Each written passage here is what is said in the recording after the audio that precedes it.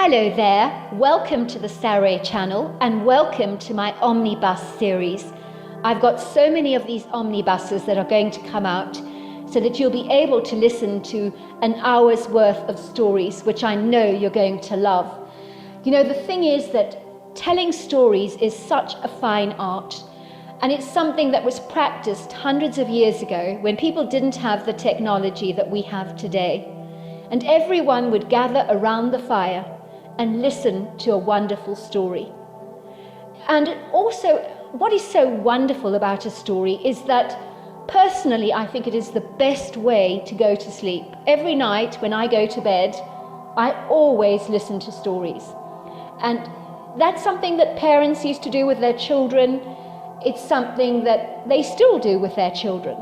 There's nothing better than a good story. And so I hope you're going to enjoy this series. And before we start, I just want to say, do subscribe to my channel because you don't want to miss out on anything.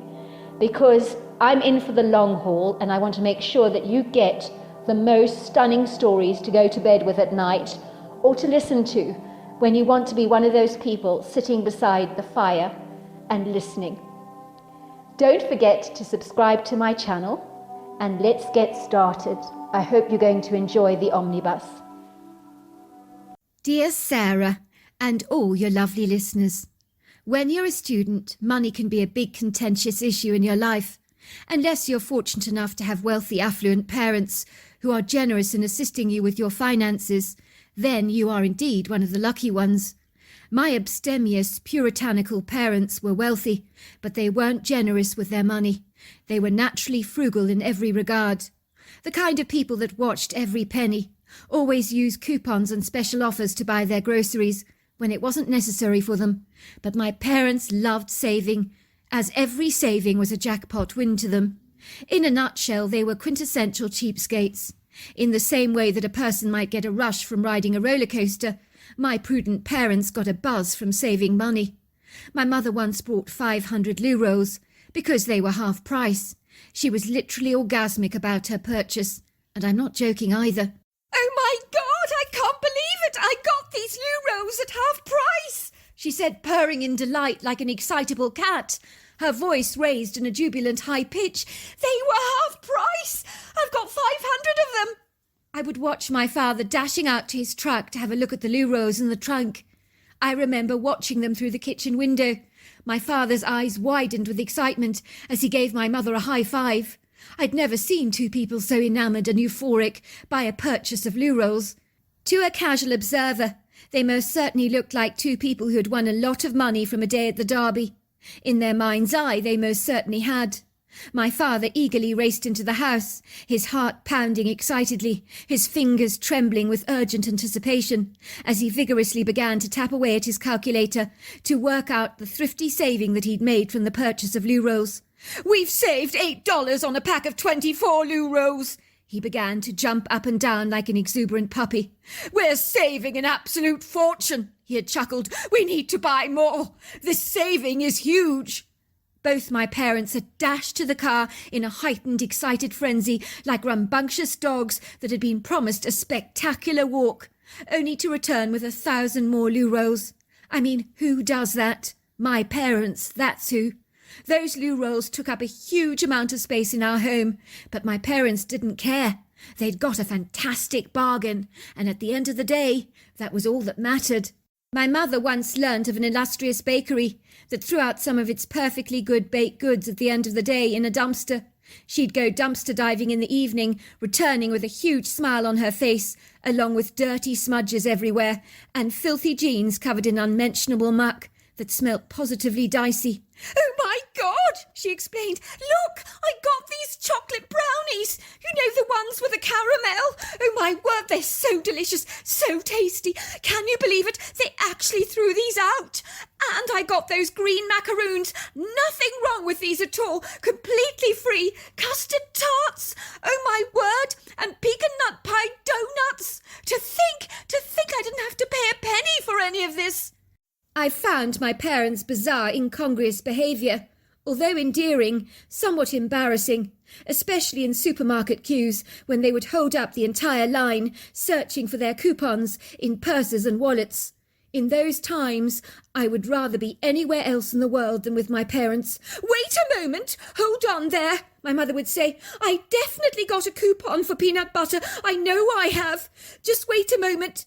Sometimes she would empty out her entire bag on the counter, scrabbling through the lipstick, purse, makeup mirror, and all kinds of other odds and ends, in earnest hot pursuit for the coupon. "I know I've got it somewhere here. Oh, here it is! I found it!" she would cry excitedly.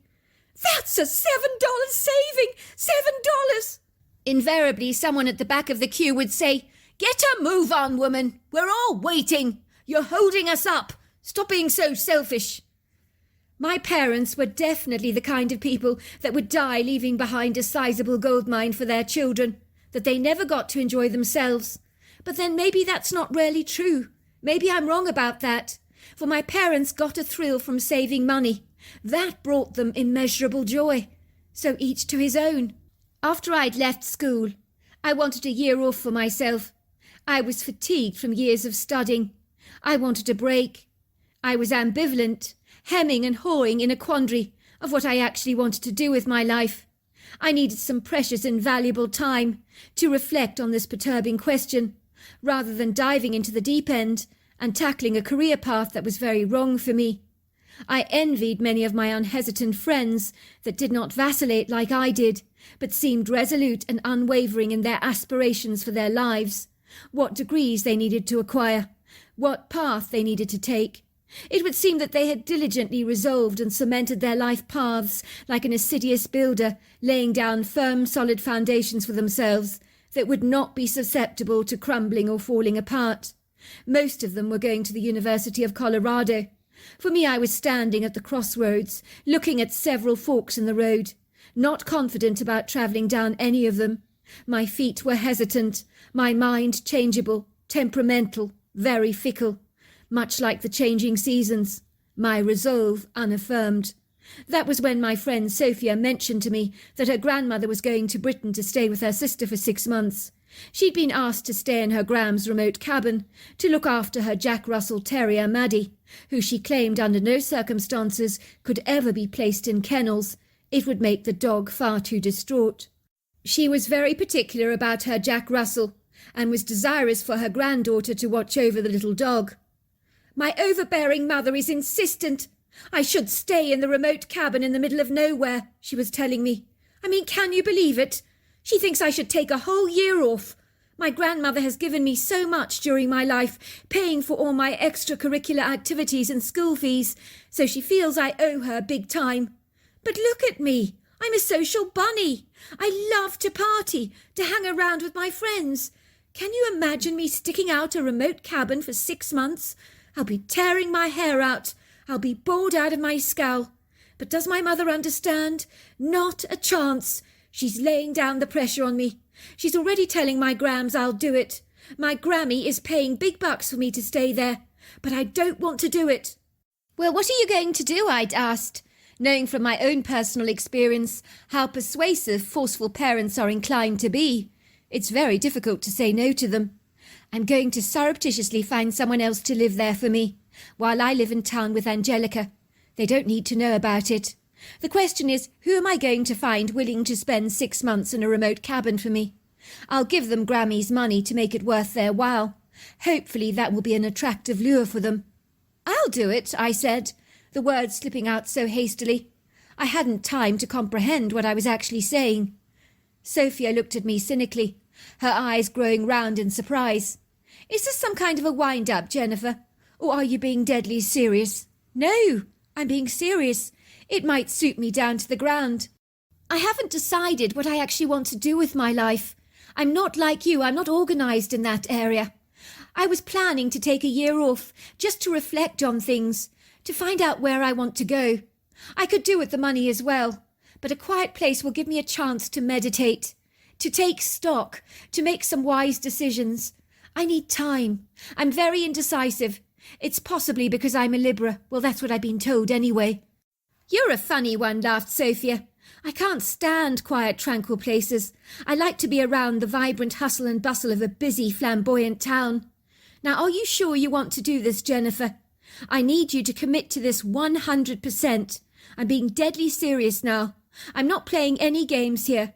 You can't just up and leave when the going gets tough or because you don't like it anymore. You can't let me down. Do you understand? I need your commitment. I nodded. I won't up and leave. You can rely on me. I enjoy my own company. I appreciate the tranquility. But much like every city dweller, I do have two concerns. Running water that's hot, electricity, and Wi-Fi connections. Done. She has all of those, Sophia assured me. She's only 15 minutes from Boulder in Colorado. So it's a very efficient cabin. It's got everything you need. I wasn't sure that I was completely stark raving mad to be undertaking this crazy project of looking after a Jack Russell Terrier in a remote rustic cabin in a solitary place, but I had nothing better to do with my time. I couldn't face spending a year at home watching my parents get intoxicated over reduced prices in honey and oatmeal hair shampoo or in Tide washing detergent. So I made haste my escape, packing my bag, taking along with me my big fat black tabby called Chester for the ride. I loved having him around. He had a lazy, laid-back, lackadaisical disposition that was highly infectious, as seeing him at ease with the world made me naturally relax, as pets have that extraordinary capability of soothing and easing your angst, better than any calming medication or even long soaks in a hot bath. Chester had been a rescue kitten. I'd discovered him fortuitously when I noticed a tied-up shopping bag moving on the side of the road when I was driving off the interstate. The moving bag had demanded my attention, as it struck me as very odd. Was something snagged up in it, I wondered? I pulled over the side of the road and opened the bag to find a frantic kitten caught up inside it. I was appalled that someone had tossed out the bag out of the truck window and left poor Chester to suffocate. I found Chester and he found me. It was a serendipitous affair, and we had been good for each other ever since. In truth, I don't think Chester forgot that I'd rescued him from that evil intent of a clearly vindictive person who had no regard for his little precious life whatsoever. I noticed that he had always been afraid of the sound of rusting plastic bags, which would make perfect sense to me. I mean, could you blame him? Sophia had assured me that her grandmother's Jack Russell Maddie was well used to cats, as her grandmother had raised him with two elderly cats that had since passed away. He had been very attached to the creatures. I knew I had to be very careful, as some Jack Russells can be aggressive towards cats. After dropping in at the pretty town of Boulder, situated at the foothills of the Rocky Mountains, at about 5,430 feet above sea level, it is known as one of the best places in America to live for quality of life. It's home to people eager to retire, fitness enthusiasts, along with a plethora of organic goods to purchase for health food junkies, of which there are many in Boulder. I went up there to pick up some food supplies for myself. I'm glad to say I'm not a health food junkie. Life is way too short to get frenzied about food. I also picked up a plethora of dog and cat food supplies, along with some firewood, but I needn't have bothered because I was to find that the cabin was well stocked. I put some petrol in my truck and eagerly made my way to the cabin. I was used to living in the city of Denver, so living in a quiet place like this was going to take a major amount of adjustment for me. But I was looking forward to embracing a whole new experience. It would be an adventure, one of which I approached wholeheartedly, with a fervent enthusiasm. In truth, I got hopelessly lost finding the place, even with my GPS, as it kept losing connection. But finally I found a small country road that led to an open cattle gate, with a sign that read Moonlight Ridge Country Cabin. I breathed a huge sigh of relief. I was finally here, thank goodness. I could hear Chester meowing in the cat basket in the back. Perhaps he sensed by the way I was driving we were nearing our destination. The road to the cabin was an obstacle course in itself, very wobbly, as rocks were scattered precariously over the dirt road. I was jolting all over the place on my approach, but as I neared the cabin I audibly gasped. It was breathtakingly beautiful. I could actually get why someone would want to live in a remote place like this. The endearing rustic cabin was made from old timber beams, very ancient. This wasn't a new cabin, which added to its charm and nostalgic appeal. It was steeped in history, as every timber beam had soaked up the vibrant energy of people from bygone times when a horse and cart would have been the only mode of transportation. Fortunately, it had been fitted with electricity. There was a bathroom addition to the rear, so that the old outhouse that had once been a separate toilet was being used for firewood storage. The cabin seamlessly blended into the environment, as if it belonged to the valley, like every tree, every blade of grass, every flower in the meadow. It had been built on a white gravel clearing, where a few terracotta plant pots had been bountifully filled with colourful, showy, flowery displays of pink, purple and red geraniums, purple petunias and blue lobelia. Beyond the gravel was a long ribbon of neatly mown grass, hemmed in by a pristinely manicured hedge. But beyond its outer borders and perimeters was a natural flowery meadow, bespeckled with wild flowers of every colour and variety, that swayed so graciously in the wind. There were occasional rocky outcrops, along with a plethora of trees that on the right-hand side sprawled out into a vast wood grove. In the furthest distance you could see the distinguished rise and fall of the commanding mountains that surrendered themselves under the cobalt blue sky, rather like portly men with sizable girths, that were so gargantuan they couldn't move a muscle, so stood perfectly still, basking in the glorious bright congenial sunshine of a new day. I parked my truck on the gravel driveway. As soon as I made my way to the cabin door, I could hear the delighted yelps of the terrier, who welcomed me profusely. Maddie immediately sensed Chester there in the cat box. She became very excited and enamoured. I was initially apprehensive about the two animals' interaction together, but I shouldn't have been worried at all. They bonded instantaneously. It seemed Maddie was rather smitten and in awe of Chester. She seemed to have a huge, remarkable respect for cats, which is unusual for Jack Russell Terriers, but in her case she had grown up with cats. For the first weeks things were uneventful in the cabin. I blended irreproachably into my new life, learning a lot about myself in the process.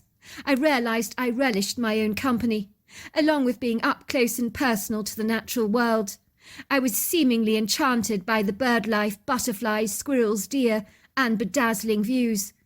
I had been getting up reasonably early every morning, going for long leisurely walks in the wood grove, accompanied by the very excitable little Maddie, who smelt every blade of grass, every fern, every briar, with a joyous gusto, lifting up her leg to anoint every available tree trunk with her fragrant doggy spray, to tell all and sundry that were interested that Maddie had been there. It was at night, when I was seated in front of the television set with my remote control, that I did become increasingly nervous and on edge. I was mindfully aware that I was all on my own. But then that did not matter, did it? I mean, this wasn't a city with gangland shootings and drunken brawls. This was the countryside.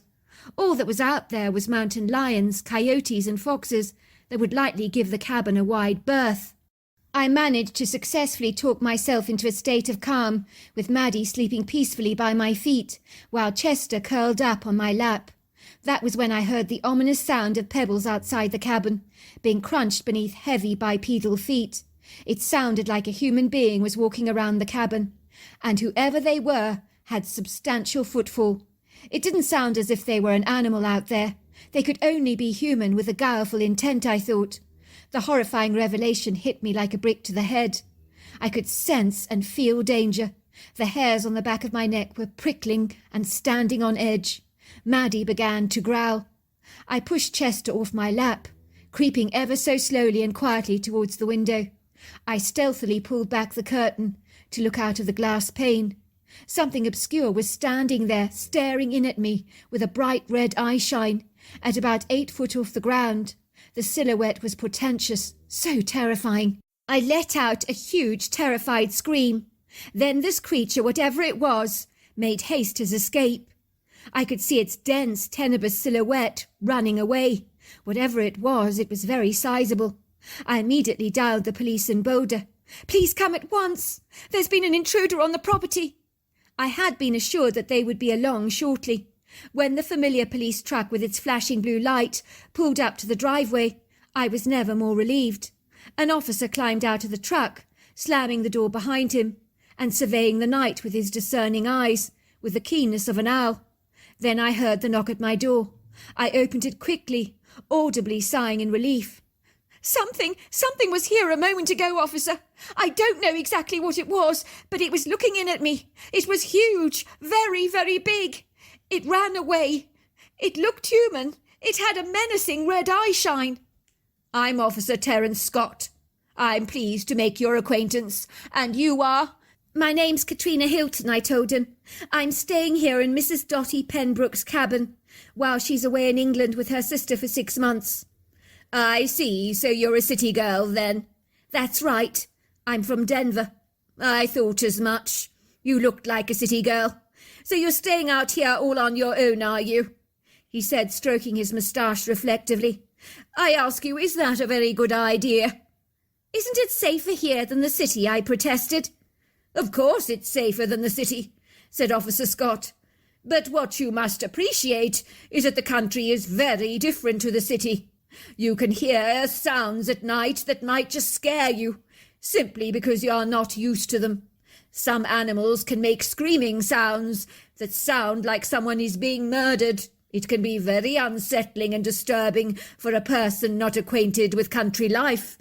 You may have heard an animal last night or even tonight. The thing that you thought you saw, it might have been a fox or a raccoon just loitering around.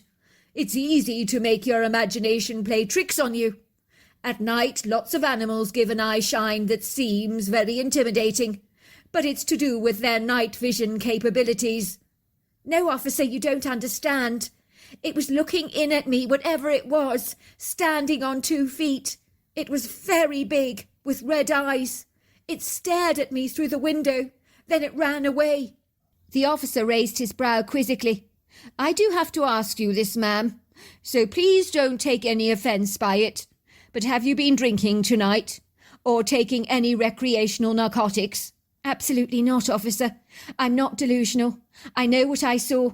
I didn't drink alcohol. I don't take drugs. I could see Officer Scott looking at me with a measure of scepticism. He had seen city girls like me before, with the propensity to overreact. I assume he thought I'd mistaken the humanoid form I'd discerned as an animal, highly exaggerating its size, but I knew what I'd seen. I watched him going through the motions, examining the immediate area around my cabin, which was completely fruitless, as whatever it was that had been looking in at me had long since absconded. I realised that calling the police out had been a fruitless exercise. I'm sure he considered me a neurotic city girl with a hyped-up imagination that was guilty of watching too many horror movies and filling my head with crazy ideas.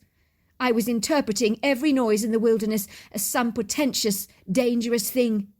In truth, when I saw the Officer Scott leave, I was heartily relieved to see the back of him. Instead of offering me a measure of reassurance, he'd made me feel like a naive, bundling idiot who had lost leave of my senses and was a silly little girl crying wolf. Granted, I did not know much about the country, nor the strange sounds of the night beyond the chorus of crickets and frogs, but I wasn't a complete dithering fool. I knew I'd seen something that had been standing on 2 feet, but now my sense of reason had been vacuum-suctioned away by the officer's sagacious sense of reason, and probable rational explanations that he offered up to me, to explain away the strange curious noises I'd heard, along with the menacing red eye shine that had looked in at me. Indeed, he was so masterfully persuasive that I was seriously beginning to doubt myself. Maybe he was right after all. Maybe it was an animal that I'd seen. It could have been a black bear, standing up on its hind legs, I told myself, even though I had vividly remembered the human-like face that had looked in at me. But I deleted those vivid memories from my mind. Maybe it was my way of settling my frayed nerves, calming myself down. I decided that in the light of the new morning the following day, I would almost certainly do some exploring, to try and find some much-needed answers for myself. The very next day I arose early, and went investigating the woodgrove curiously with Maddie at my side leading the way, with a wagging, very expressive tail, in its appreciation of the woods. It was evident that this little rambunctious ball of energy knew her way around the woodgrove terribly well. She was having an exuberant time, putting her nose in everything, savouring the cocktail of rich smells she encountered along the way. It did give me pause for thought, as I contemplated what it must be like to zealously explore the world through your nose. The vast array of varying scents, from the floral to the woody, to the acidic markers from animals. What little Maddie was smelling was telling a story. Maddie definitely knew it all, but I was very limited, confined to my meagre, insubstantial eyesight, to only what I could physically see with my eyes. Having said that, what I was beholding did not feel restricted at all, as the woodgrove was spectacular. I was transfixed by the mesmerizing beauty of the trees, so tall, so proud, so statuesque, like graceful dancers that rose up graciously into the sky, covered in bountiful boughs of verdant needles. Then there was the forest earthen floor, dappled with beguiling lacy ferns, pretty green shrubbery, as well as a plethora of velvety green moss. The trees congregated together tightly, but with a bounteous amount of space between them. I was able to enjoy walking through them, shaded by the fabulous canopy above my head, that allowed faint slivers of glorious sunbeams to twinkle brightly through the branches, to swathe the floor with soft infusions of beguiling light that was gentle and ethereal. The forest was blissfully alive, vibrant, animated, fully engaged with tuneful bird-song. But although I could hear the birds in the trees, I didn't see them. As I was trekking through the grove, the music of the forest receded, as if someone had switched off the background noise very suddenly. Then I noticed little Maddie darting towards me. She dived between my legs to take cover, as if she was terribly afraid of something. If you're well acquainted with Jack Russell Terriers, you will know their natural demeanour is to be a fearless furball. But Maddie was cowering under my legs, behaving in a way that was very unsettling, very distressing. I knew at once that something had seriously troubled her, but what it was, I couldn't imagine. That was when shivers started pulsating down my spine like bright sparks of vibrant electricity, as if every cell of my body was being physically jolted, stunned and shocked. I was overwhelmed with this incredible sense of knowing I was being watched. I could feel an inauspicious, sizable presence around me. I felt certain that a predator was in my midst. Was it a bear? A mountain lion? A coyote, I wondered. I reached out for a stick as a rather clumsy form of protection, I know, but it symbolized safety for me. It gave me a false sense of security. Yet, in truth, what kind of protection would a flimsy little stick offer me? And Maddie, for that matter. Not much, I am most sure. My anxious eyes surveyed every area of the woods gingerly, looking for any signs of movement. But I saw nothing. Yet I could feel a portentous presence around me the whole time. It was as if eyes were drilling into me like a woodpecker digging into a tree trunk. Maddie continued to remain locked in a fearful repose, her dark eyes fixed on a particular spot. So I focused in the same direction where she was looking, but I saw nothing. "Come, Maddie, let's go," I said. That was when I saw some needles on a ponderosa pine tree swaggering, but there was no wind. So why were the branches moving, I wondered. It must be a squirrel, I thought, but then the branches of another tree began to swagger and shake. I became fearful. I turned around to run with Maddie trailing behind me. She was very clingy, making a fearful whimpering sound. The little Jack Russell was absolutely petrified, affirming my very worst fears, that something was definitely there, and whatever it was, it had to be dangerous. I was certain of that. As I was running, I could hear those footsteps behind me, but these footsteps were definitely bipedal, but they were heavy and very weighty. I stopped for a moment, and whoever and whatever was following me stopped at the same time. But then my attention was directed elsewhere. My blood grew icy cold, as lying across the forest floor was a deceased man. I could see the blood trail running down his face, his glazed eyes staring vacantly into space. I screamed. Then I heard a mighty crash as I saw the big creature thrashing through the trees, standing yards away from me.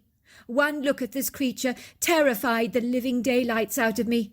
It was over 9 foot tall, easily 800 pounds, possibly more, 3 foot wide across the chest area, monstrously huge, built, and excuse the expression, like a brick shithouse. It was gargantuan. The creature started to grunt. It looked at me through deep-set dark eyes that seemed benevolent, but that must be a ruse, I thought. I hightailed it out of the woods as quickly as I could, with Maddie following behind me. I ran so fast, gulping the air in large, desperate mouthfuls, while my heart began to thrash violently in my chest. My legs seemed to grow springs like a rabbit, as I bounded back to the cabin, locking and bolting the doors behind me as quickly as I could. I dashed around the cabin in a frantic frenzy, looking through all the windows to see if I could see any signs of the strange creature, but I saw nothing. It didn't appear to have followed me. Chester, who was lying across the sofa stretched out happily, looked up in bewilderment to see my bizarre behaviour. If he had been human, he would have said, "What the hell has got into you? You have ants in your pants. Get a grip, girl." I began to dial the police, but in my desperate hurry, I kept pressing the wrong digits. That's what you do when you're nervous. Finally, I did get through to the police. "Can I speak to Terence Scott? It's very important." "Hold on a moment," came a woman's voice. "I'm putting you through now." "Officer Terence Scott speaking. How may I help you?" "Officer Scott, it's Katrina Hilton speaking. You were at the cabin last night when I reported an intruder. Do you remember that?" "Yes, I remember. Is everything all right with you?"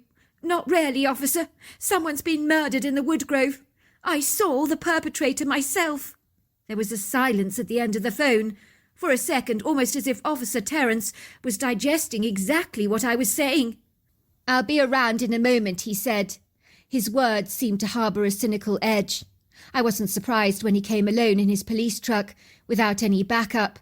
But that all swiftly changed when he found the deceased, murdered body. Before long, the place was lined up with crime scene tape. Several police officers hovered around the place like buzzing bees over a can of sugary cola, while a coroner clad in biohazard gear visited the scene. Then the body was covered with a body bag and taken to the morgue for an autopsy. It was hauntingly surreal to realise that someone had been murdered so close to my cabin. It left an uneasiness transcending over my gut, making me feel distinctly queasy and off colour. The sheriff came into the cubicle to have a few words with me at the station, as I was naturally taken there after this had all transpired. He was an agreeable, congenial man in his early 60s, with a white moustache, white hair, and piercing blue eyes. He took off his cowboy hat and put it down by his side on the large walnut desk. "Are you all right?" he asked me. His eyes looked concerned. "Can I get you a drink or something? It must have been a terrible shock for you to encounter that dead body in the woods. If you need to speak to a trauma counsellor, it can be arranged for you." "I'm fine," I assured him. "It was a big shock. I'm not going to kid, but I'll get over it." "Officer Scott tells me you called him last night to the cabin. He said that you were very convinced you'd heard someone walking around the premises." "I did, Sheriff. I was very scared. That's why I called the police. I promise you my dog was growling, and my cat was visibly upset." "Well, did you see anything?" "As it happens, I did. There was a human-like face staring at me in the window." "Did you get a good look at the face?" "Well, it was vague, but I knew it must be the perpetrator of the murder. I saw him this morning. He was following me and my dog in the wood green, standing very close to the deceased body." "So you think the murderer was loitering around long after the crime? I mean, the body looks like it's been deceased for over 24 hours. It would be exceedingly unlikely for a murderer to be hanging around a deceased corpse. You think he's interested in you as well, is that what you're saying?" "Oh, definitely, Sheriff. Or why would he go around my cabin in the middle of the night? Why would he be looking in at me in the window?" "What I'd like you to do, Katrina, is to go to the police artist, give a description of the perpetrator to him. Do you think you can do that for me? It would be most appreciated." I nodded. "Of course, Sheriff," I said. "I'll do anything I can to help." I was led into a cubicle where a man called Shane was going to draw a picture of what I'd seen. He had his pencil and paper at the ready. "So explain what the man looked like," he said to me. "Well, he looked like a man, if you know what I mean, but he wasn't exactly." The police artist nibbled the end of his pencil uneasily. He visibly stiffened. His brows crinkled, and furrows developed between them. "Sorry, Katrina. That's your name, is it not?" I nodded. "If you don't mind my saying, you're not exactly making any sense. What do you mean he wasn't a man exactly? Well, he was very tall, 9 feet. The police artist raised a sceptical eyebrow, as if for a moment he thought he was talking to a whack job who was making everything up as she went along for maximum attention. Did you say 9 foot? Yes, very hefty. His whole body was covered in hair. He looked human, but he had a cone-shaped head, deep-set dark eyes, and a leathery face. The police artist tapped into his phone. He then showed me a picture of the Patterson footage of a Bigfoot. At that time I didn't know what a Bigfoot was. Do you think it looked a little like this? He asked me. I nodded. Yes, but bigger, slimmer, a lot heavier and much more hair. The face was also a lot more human. You don't know what that is? He asked me. No, I don't. That's a Bigfoot. You must have seen a Bigfoot. It's a humanoid creature covered in hair. There's one big problem here, Katrina. Yes, I said, looking incredulous. What? Well, the Bigfoot could not have committed this murder that you claim he did. The deceased body was covered in multiple gunshot wounds. But I stammered. It was standing near the dead body. It was watching me. It was following me. That happened this morning. The previous night, it was peeking in at the window at me. It was walking around my cabin. I'm certain it was that was walking around my cabin, because it was making a very loud commotion, and this thing is very heavy. Well, maybe it was curious, inquisitive, said the police artist. He looked at me. Look, I believe your story, Katrina. I don't think you're making any of this up. But there are people around here that will think you're completely kooky if you start talking about a Bigfoot like this. If you want my advice, I'd shut up if I was you. I wouldn't say a word to anyone about this. Look, I will tell the police on your behalf that your mind went blank. You couldn't remember a thing. You couldn't remember what the perpetrator looked like. After all, you don't. We established you didn't see the murderer at all. You just saw a Bigfoot. Thanks. I so appreciate your discretion, Shane. I do feel a bit like an idiot, a real fool. But the trouble is I don't know about Bigfoots. I have sort of heard about the creature before, but I haven't really discussed it much. Of course you don't know about it, said Shane. Living in a city means you're not exposed to discussions about Bigfoot. But there are people who think Bigfoot is a mythical beast, so if I were you, I'd keep my zipper shut. When I arrived back at the cabin, I wasn't sure how safe I felt, knowing that a man had been shot in the woods, and there was a Bigfoot loitering around. I was in 2 minds of what I should do. I had given my solemn word to Sophia that I would stay at the log cabin for 6 months, but surely these were exceptional, extenuating circumstances, considering a dead body had been found in the woodgrove that wasn't very far from the cabin. As I was dishing out some cat food on a plate for Chester, who had been meowing to be fed, my gaze landed on a letter addressed to Sophia from her grandmother that said, "To Sophia, instructions while I'm away." It dawned on me that I was filling in for Sophia, so the letter was really meant for me, not for her. It read, "My dearest darling Sophia, I cannot tell you how grateful I am to you, my love, that you're looking after Maddie for me. She's a very special little dog. I know she'll be exceedingly safe in your charge. I also understand that being out in the countryside, after you're used to the vibrant buzz and excitement of the city, will be a great adjustment for you. But I truly appreciate the sacrifice you are making on my account. Do not forget that I do realize this. But it pleases me greatly to know that Maddie is in such brilliant hands. You have always been so good with her. I feel I'd better warn you that your presence on my property might arouse the curiosity of a Bigfoot that I call Big Boots. I assure you he's a benevolent little creature, well, large creature, who's very comical. You might find him peeking in at the cabin at night, or secretly watching you when you go walking with Maddie. He might even follow you around, as he does with me. He's done that for over 20 years now. I've grown fond of him. Maddie is very intimidated by him. He scares her. But don't be afraid of him, my dear. He will do you no harm at all. In truth, you're probably a lot safer with him around. I hope this time of getting up and close and personal with nature will make you consider the wonders of the natural world. They really are quite marvellous, dear. After you've spent a long time in my cabin, I think you will begin to realize and understand why I have made this place my home. Your loving Grammy. I could hardly believe the contents of the letter. There was me falsely accusing the Bigfoot of the murder, when all the time he was innocent. The only thing he could really be accused of was being intimidating in both weight and size, and also being ultra-nosy, which is hardly the crime of the century. It would explain that all the noises I was hearing at night were all down to an inquisitive Bigfoot.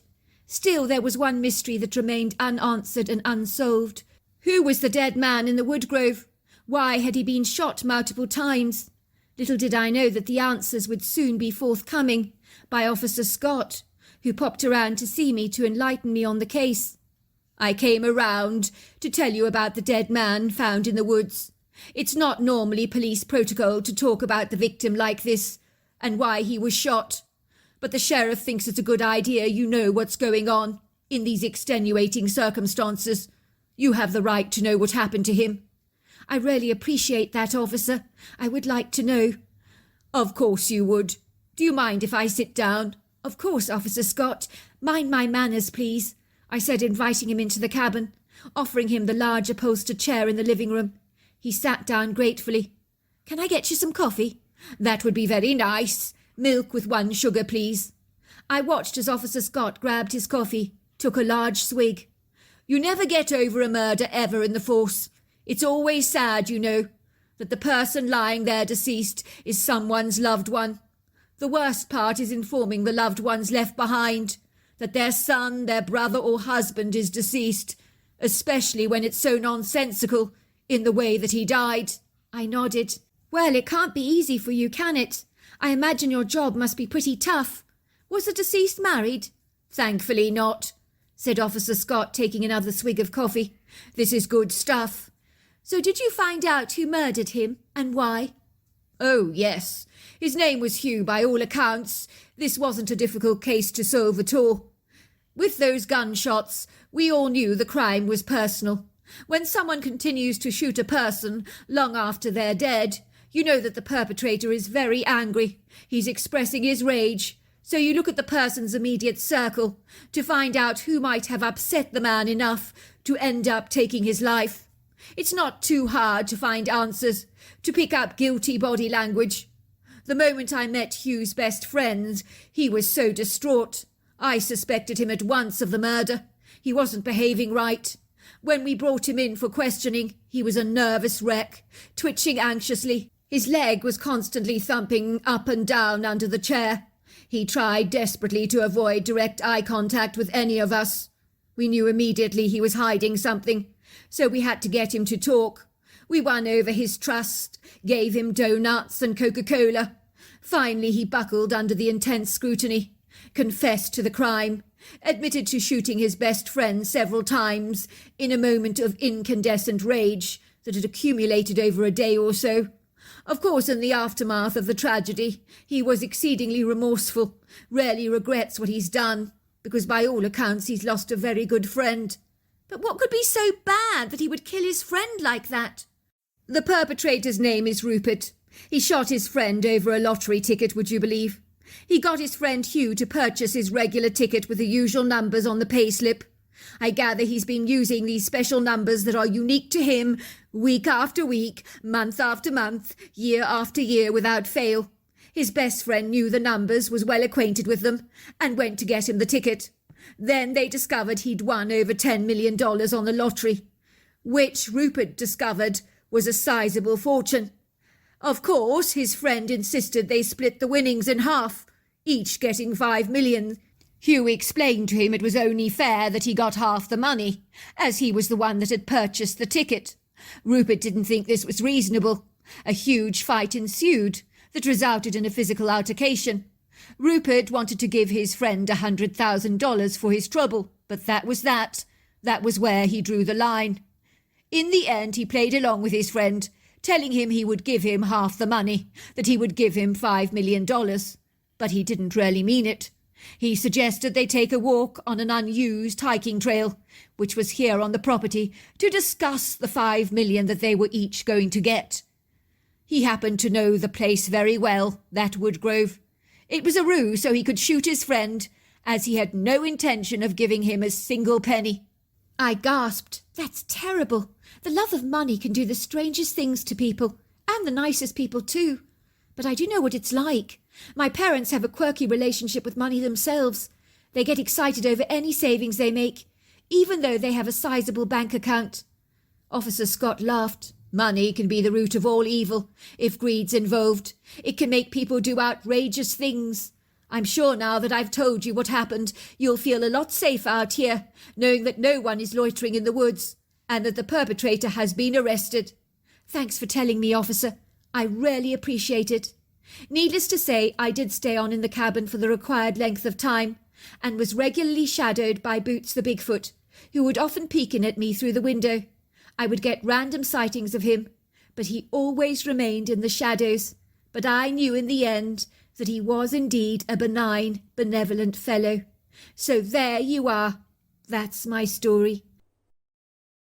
Dear Sarah, and all your lovely listeners, greeted by a waft of fetid, ice-cold air, Prudence, known to her friends as Prudy, opens the latch to the loft, hoisting up her wrap-around silky dress to above her knees.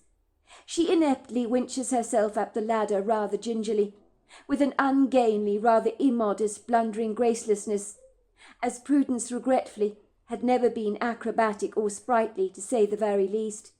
She was a woman who had not been blessed with nimble feet.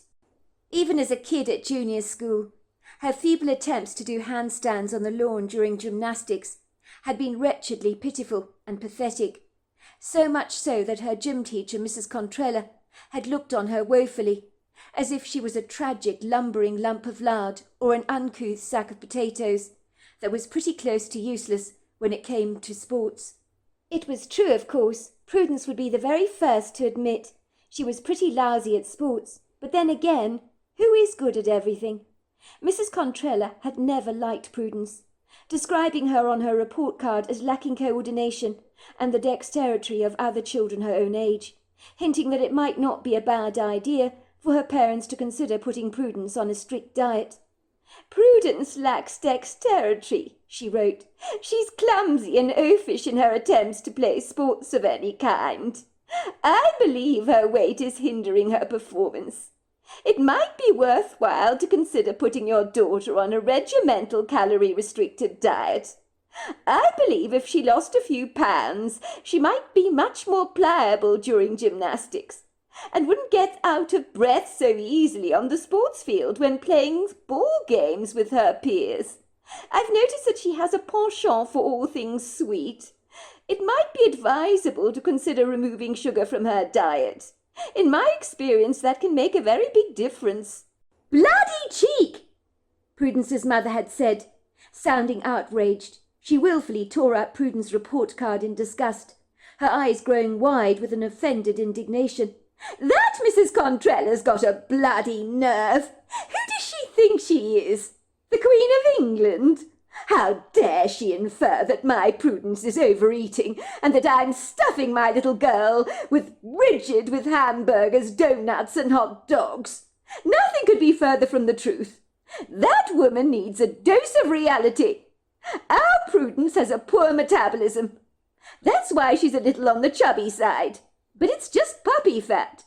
You mark my words, when she's older it'll drop off her like water off a dog's coat.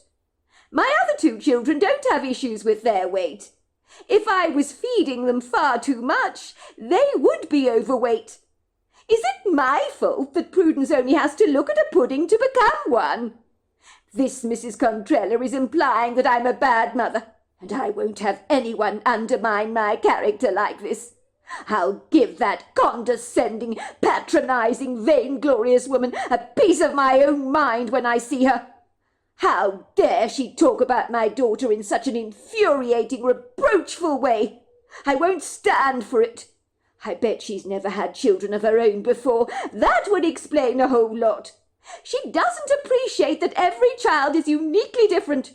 They don't come out of the same cereal packet like those miniature toys you get from Kellogg's. Sweetheart, don't overreact, Prudence's father had told his wife, who looked as if she was about to go charging off to the school like a rampaging bull elephant, to give Mrs. Contrella a big slap across the face and offer her an equal measure of humiliation. Even as a little girl, Prudence, who was the oldest of 3 sisters, had never been outdoorsy or adventurous. Her younger siblings had teased her relentlessly for her inability to climb trees or to do the rambunctious, wild, carefree things that they enjoyed. Pretty is so fat, which is why she is a brat, they would wilfully tease and torment her unkindly, bringing little Prudence to tears, for she so wanted to be normal like the other kids at school, but she always felt like the odd one out, the one that never fitted in with the other children. It wasn't only because she was a little tubby that she felt like a misfit, but she was more of a thinker than a doer, and found challenging things like climbing trees rather daunting. She was terribly afraid that she'd take a nasty tumble and lose her balance, ending up on the ground crying out in agonizing pain due to a twisted ankle or something even worse. Ostensibly falling and badly injuring yourself was something inconsequential to her 2 younger siblings, who recklessly never stopped to consider for a moment their own safety, as they climbed the trees in the yard like carefree, nimble acrobats, with the resilience of an elastic band, like so many other kids of their ages. They wore that badge of invincibility proudly on their lapels. They staunchly believed that nothing bad would ever happen to them, and usually it didn't. From the ages of about 8 to 12 years old, Prudence remained frustratingly overweight, even though she'd never once overindulged. Well, that's not entirely true. She couldn't resist all things sweet, and on a recent trip for lunch at the country club with her family, her mother had been overly concerned that Prudence was toying with her food on her plate, as she fiddled around with beans and mashed potatoes, almost as if she had no appetite. Mrs. McIntyre had been worried that Prudence was coming down with a viral infection or something, but she need not have worried about that. It would seem her plump little daughter and her demeanour changed quite dramatically the moment the family embraced the vast selection of mouth-watering delectable puddings on display at the dessert buffet, where Prudence had gone up over 8 consecutive times, returning with a plate overloaded with trifles, creme brulee, creme caramel, chocolate mousse, and all the syrupy concoctions you can think of that make life significantly brighter. And Mrs. McIntyre had noticed a couple of sanctimonious parents giving her judgmental glances, as if to say, "No wonder your daughter is such a porker, if you let her go back to the sweet buffet over 8 times. It would seem that poor Prudence was mercilessly teased about being chubby. Prudence's own father had affectionately called her Fatty when she was a little girl, and those words, meant to be loving, had cruelly cut her to the quick, as no little girl with aspirations of being a princess wants to be called Fatty by their own father, endearing or not.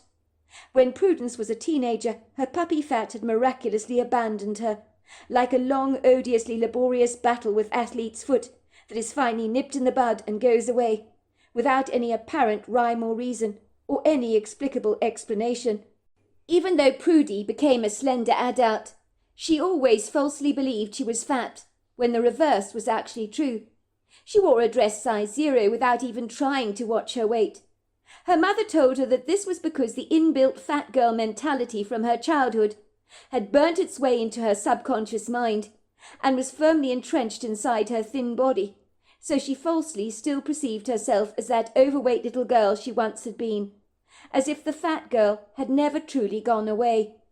Prudence expected this was true, as she remained continuously self-conscious about the way she looked.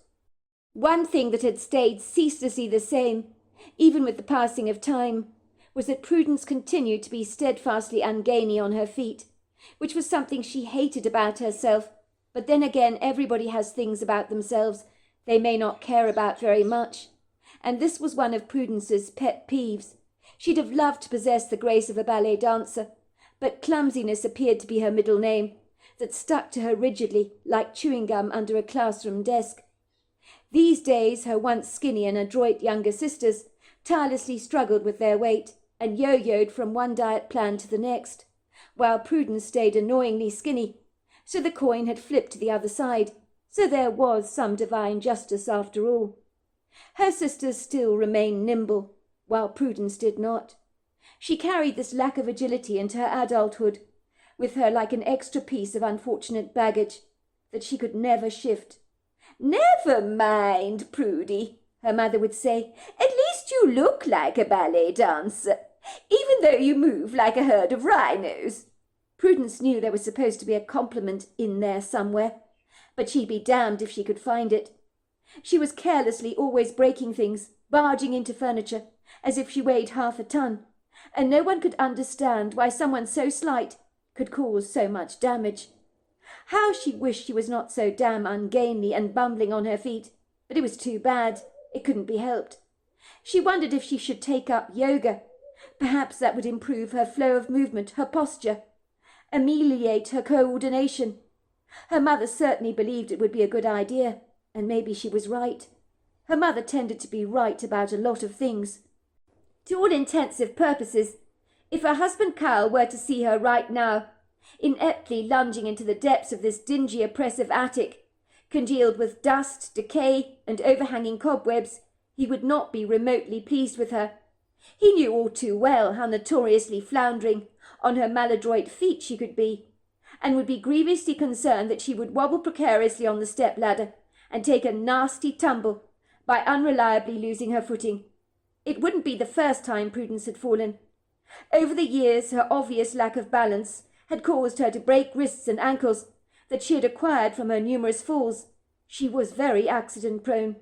The couple, spirited overzealous schnauzers, Pipkin and Wallace, seemed to find their mother's adventurous soiree this morning up a spindly, rickety staircase into the heart of the attic, where she promptly just disappeared into the tenebrific folds of the house, to be like some enchanting magic act.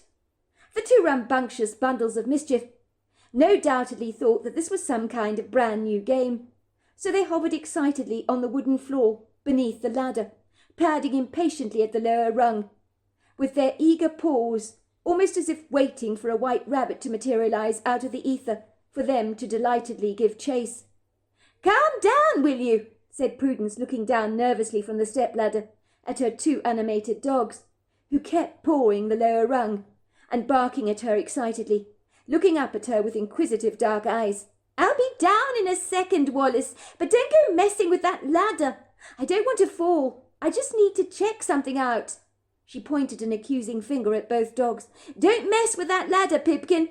I need to get down, do you understand?" Pipkin, on hearing his name, obediently sat down on his haunches, barking up the ladder excitedly, wondering when the fun and games was going to start, as Prudence was certainly taking her time about it. Prudence's husband Kyle worked from an office in the house. He commuted to New York 2 days of the week. The couple were both in their early 30s, but Prudence was still young and fresh-faced. She didn't look a day over 22.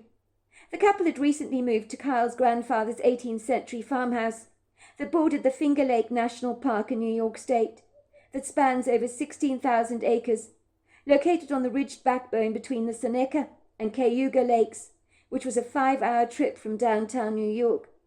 Kyle's grandfather was living in a very becoming old-age home. He had insisted on leaving his old farmhouse to his favourite grandson, who reminded him of himself, so it was a given that the farmhouse would one day be handed over to Kyle, but no one had expected it to happen while the old man was still alive. Kyle's grandfather had taken great delight in signing over the deeds of his beloved property to his grandson. "There you go, son. Oakwood Rise is all yours." "But I don't know what to say, Gramps," said Kyle. "There are no words. You know what this place means to me. I have so many fabulous childhood memories here, and I can't believe it's now mine." "You don't have to thank me, son. It's an absolute privilege to pass on my home to you, and to Prudence, of course. I hope you make many happy memories in this special place, and have lots of children here." Prudence had grown up in New York, in the green leafy neighbourhood of Forest Hills in Queens, with her parents and her two younger siblings, Paisley and Jolene, in a modern home designed by an up-and-coming avant-garde trendy architect. Even though there were other modern houses in the neighbourhood, not many were as pioneeringly unconventional and cutting-edge in design as the McIntyre residence. Many houses in Forest Hill went right back down the long ribbon of time, all the way to the 1920s. The neighbourhood boasted a rich, vibrant history, which could be fully appreciated in the architecture.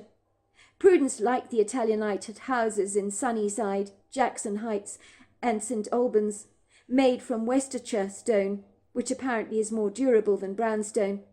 But her mother's influences over her life made her distance herself from all historic buildings. Prudence's parents, Mr. and Mrs. McIntyre, had had a proverbial bee in their bonnet about old houses, regarding them with a scathing scepticism and scant disregard, as if it was something you should avoid at all costs, like a fast-growing mould in your property or a rampant contagious disease that could potentially kill you, which was ridiculous, as some of the historic architecture in Queens was quite stunning. But Mrs. McIntyre did not see it that way. "Everything goes wrong in an old house," Prudence's mother would tirelessly repeat, like an old record. "I will never, and I repeat, never ever live in an old house myself. One person may have breathed their last there. Imagine that," she said, shuddering in abject disgust, as if the very thought completely revulsed her. "I just couldn't do it myself. There could be some kind of residual energy there. People might think I'm being overbearingly dramatic, but I assure you I'm not. I have personally felt presences in old houses before, along with the feeling of always being watched by a pair of unseen eyes. My grandfather Corey saw a ghost once, and boy did he have a story to tell. And that story I dare not repeat. These things do exist, you know.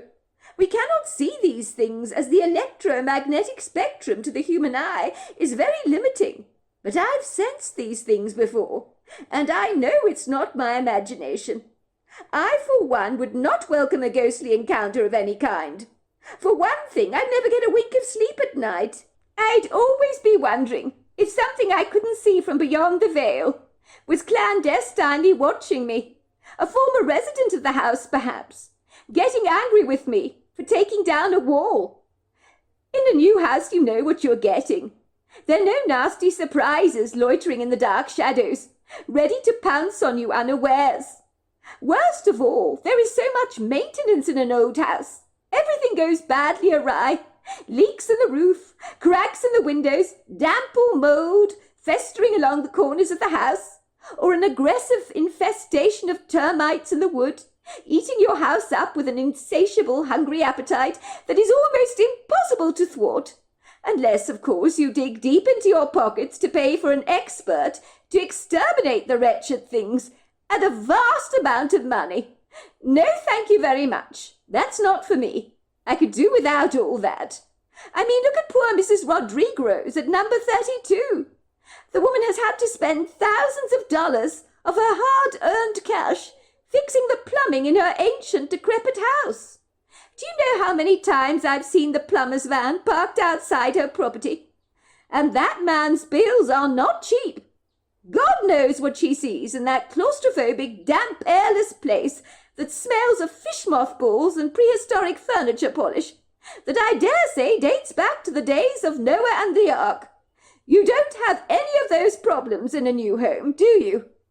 Prudence had grown up in a house that enjoyed the modernistic benefits of contemporary artwork, minimalistic, unyielding furniture, where glass, chrome, linen and leather were introduced into the decor.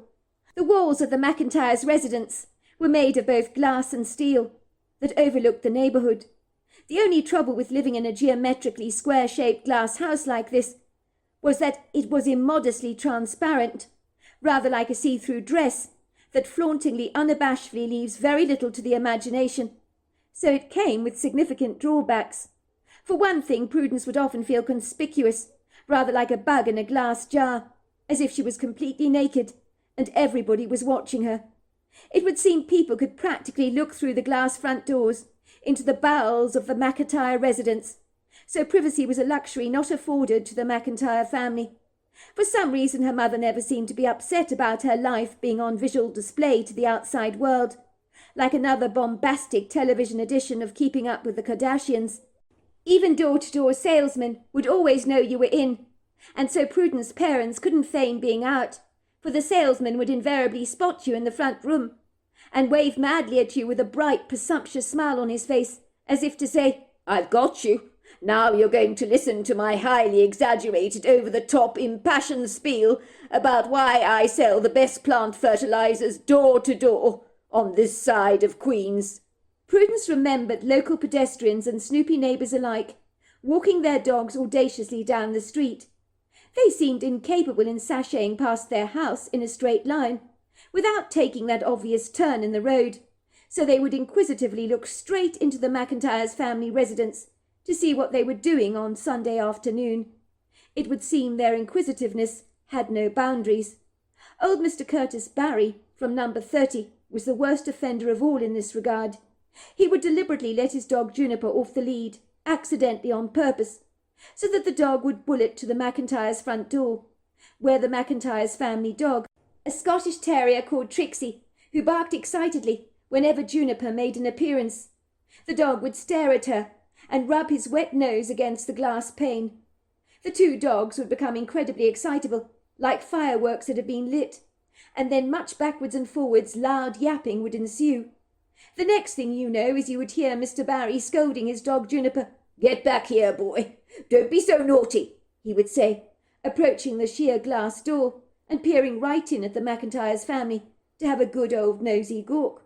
One time he pressed his nose against the window and looked right in at them, giving the McIntyre family a gormless grin, shrugging his shoulders apologetically to express his extreme indignation for his dog's insubordinate behaviour, as if he was powerless to stop a lightweight 25-pound dog from escaping his lead.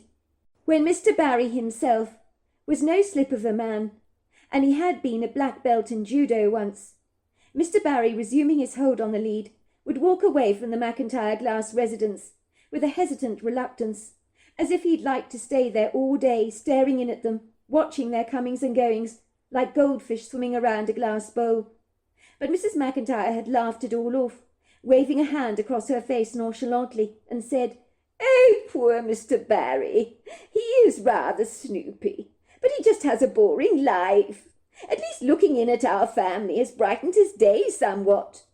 Prudence and her sisters did not see it in the same way, and were aggrieved about the feeling of being watched all the time by the locals in the neighbourhood, as if they were permanently on display, like the crown jewels in the Tower of London. Prudence had despised the rude invasion of privacy in living in a house made of glass. There really was something to be said for having less windows in a house, to enjoy the full benefits that privacy invited for you. But her mother believed in a light, airy home, with rooms that seamlessly conjoined together to create a large, wide, sprawling space, with no invasive walls blocking the harmonious flow. She felt their house invited the outside in, and did so very successfully.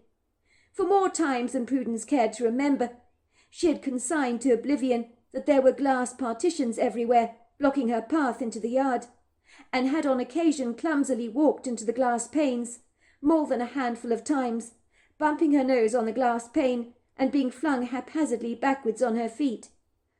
"Honestly, Prudence," her mother would laugh, "you are dreadfully clumsy, my girl. You know the glass is there, so why are you walking into it?" It was during thunderstorms and disturbingly hot weather, when glaringly obtrusive sunshine would charge through the house like an unwelcome guest, that Prudence found most unappealing, even more so than old Mr. Barry and his snoopiness. It was on these less than favourable occurrences that Prudence had hated living in her parents' modern home, for sometimes there were times the lightning had felt far too close for comfort, as if she might catch a light like a firework herself, and go up into the sky in a pillow of light. It would seem her mother's staunchingly prejudicial aversions of old houses had rubbed off on Prudence exponentially. It was hard not to be persuaded by the partisan biases of her parents. Prudence had emphatically decided from a young age that she too would give old houses a wide berth when she was older, and would never be foolish enough to live or even purchase a place that was cocooned in the silken fabric of a colourful history, for she was certain that the imprints of all the former residents that had lived in such historic houses over the centuries would have left their indelible impressions on a place, so their formidable stains, whether they be good or bad, could not be easily washed away. And who, she would privately think, would want to live in a place as ill-omened as that? Much like her mother, Prudence had believed in the existence of ghosts, and she had very good reasons for feeling this way, beyond her great-grandfather Corey's rather personal ghostly account. On one occasion as a young girl at school, after being bullied relentlessly for being chubby, she had run off in tears away from the horrible bullies, mocking her on the school playground, attacking her like a little fawn being ripped apart by dozens of coyotes. "You're big, fat and ugly! You're stupid!" Tiffany Morris had told her tauntingly. "You can't even do a handstand 'cause you're so fat," she said, sticking out her tongue rudely at Prudence. "Your legs, they're as big as tree trunks. Your legs are huge." The other girls began to sing out the tune that she knew only too well. "Prudence is big and fat, that is why she is such a prat. Prudence is big and fat, that is why she's such a prat." With tears of dejection blooming in her eyes like sorrowful raindrops, amidst the nasty jeering, Prudence had run away to the bottom of the school playground to seek refuge from the kids' deriding words of ridicule. She loved the sequestered part of the school playground. The quintessential sanctuary cushioned her from the blows of the word bombs that had been spat at her so cruelly. In this secret place there was an old family graveyard, of time-worn 18th century gravestones. Some were crooked and rather jagged, like unsightly disintegrating teeth sticking protuberantly out of a pair of diseased gums. The tumble-down graves were covered in a plethora of moss and lichen. Sadly, the names of the deceased had long been forgotten and eroded away by the cadence of time. Prudence would stare at these gravestones in unparalleled wondrous awe. "This is what happens to us when we die," she thought. "One day we'll all be forgotten, our names remembered no more." And for her such haunting thoughts were pretty sobering. It brought everything into perspective, she thought. Still, she was very young, with her entire life ahead of her, unless, of course, fate intervened in a haplessly unfortunate way, and she was run over by a bus in the morning. But failing that, she still may have a good 80 years left of life, if she was lucky. Life was still worth living, even if the mean kids at school called her horrible, disparaging names. Prudence had always run to the small little collection of family graves, on the furthest end of the school grounds, whenever she felt melancholic, as for some reason they seemed to offer her comfort and solace. The stones did not talk back to her so cruelly, like the mean kids did, who had nothing better to do than needlessly spit out venom at her, for reasons she had never fully comprehended. But she knew they enjoyed tearing her apart, like a vulture with a carcass. Prudence would brush her hands over the stones, feeling the rough texture beneath her fingers, wondering about the life that had long since been extinguished, and saddened that the name of the dead person was no longer visible on the stone. It was rumoured that the entire family had owned this distinguished residential property in 1843, that had been cruelly wiped out by an attack of German measles. Whether the rumours were true, Prudence had never been sure. The vast sprawling residential federal-style building on the verdant grounds, where this prominent, well-to-do family had once lived, had been converted into an old girls' private school in the 1950s, and the affluent history was something that was proudly flaunted. Whatever Prudence's mother may say about modern buildings, there was no doubt that many of the modern schools in the borough, with their simplistic designs, failed to compare with the school that Prudence attended, and her mother said as much. "Well, it's an old superb building, very distinguished. There is no doubt about that. But I'll bet you this, Prudence, this place still has got its ghosts." Prudence wasn't sure how old she was when she saw the ghost in pure daylight. The sky was as blue as a cornflower, the day warm and bright, poisoned by the toxic residue of the mean bullying words of her classmates that were still ringing loudly in her ears. "You're ugly, you're fat, and you're stupid." There was a gentle breeze blowing through the lofty trees on that morning. Its bracing tingles were like gentle caressing fingers, touching Prudence tenderly with a brisk kindness. No one ever came to this part of the school grounds that was so often neglected and abandoned, but that made it all the more special to Prudence. She liked it here. She felt safely alone with her thoughts, and the gravestones had become like old reassuring friends. On this occasion she was staring at the stones, and became acutely aware that she was no longer alone. She was being watched. She looked up cautiously to see a very beautiful woman, The lovely woman was wearing an extravagantly stylish dress that was almost as blue as the sky itself. She looked like the photographs Prudence had seen of Scarlett O'Hara, with skin as fair as a lily, hair as dark as a raven's feathers. But it was the spirited, humourful green eyes of this woman that got Prudence's attention. The woman had smiled brightly at Prudence, meeting her gaze, and then she turned around and vanished before Prudence's very eyes. And in that astonishing, surreal moment, Prudence realised she'd seen a ghost. Did one of the old gravestones belong to this woman, she wondered? It would seem so. Prudence was sure she'd seen the former resident of the property before it was converted into a school. It made sense to her that sometimes the spirits of the departed, who might not even know they're dead, would hang around places and graveyards like this. She was sure the woman she'd seen at the school grounds, near the old graves, did know she was dead, but had reached out to her in a day when she felt so dejected, to give her a warm, encouraging smile, almost as if to say, "Things will get better." Even though the woman, clad in spectacular 1800s attire, had never spoken a word to Prudence, sometimes communication can be silent. She'd never forget the reassuring kindness of the woman, her lively green eyes, and had always felt that she had been meant to see this ghost. It had certainly made her challenging, rather tumultuous time at school become a lot more bearable. It would seem that after that paradoxical encounter with the strange ghostly apparition, that the bully's words at school no longer carried much weight for her. She would shut them out, swatting them away like an annoying fly buzzing around a sweet can of cola. Ostensibly, when she ceased to react to the bully's unkind words, the bullying miraculously stopped, as the kids were not getting any rise out of the much bolder, more confident Prudence. Prudence was disappointed not to see the ghostly apparition of the lovely woman again, for she felt some kind of connection with the lovely lady.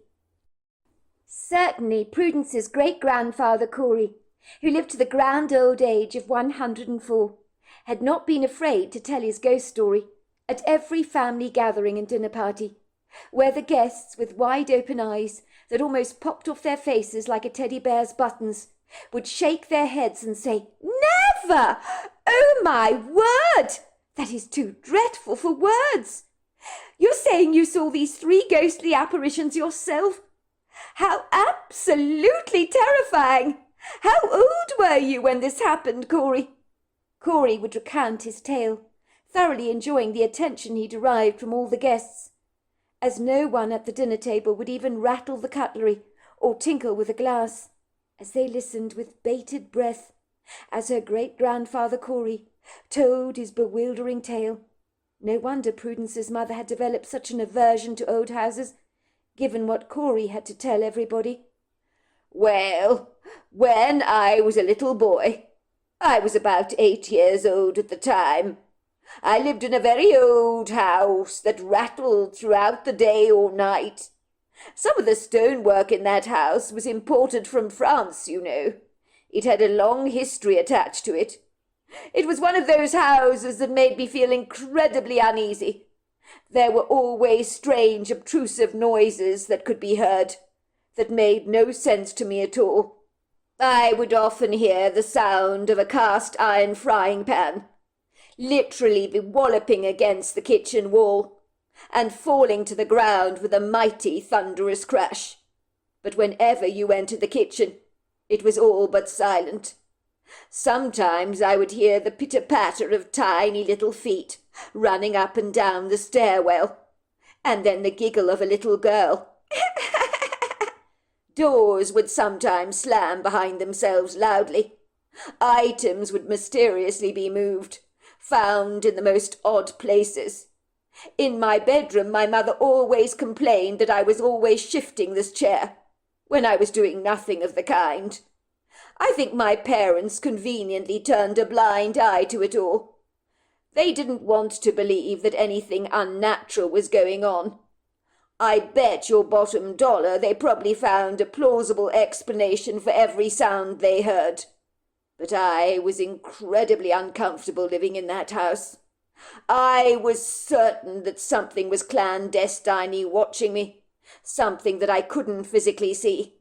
Although, of course, there were occasions in my peripheral vision I would see the flash of a dark shadow, and when I turned around, nothing was ever there. When I told my mother about my trepidation concerning the house we lived in, she told me, "Oh, don't be silly, Corey.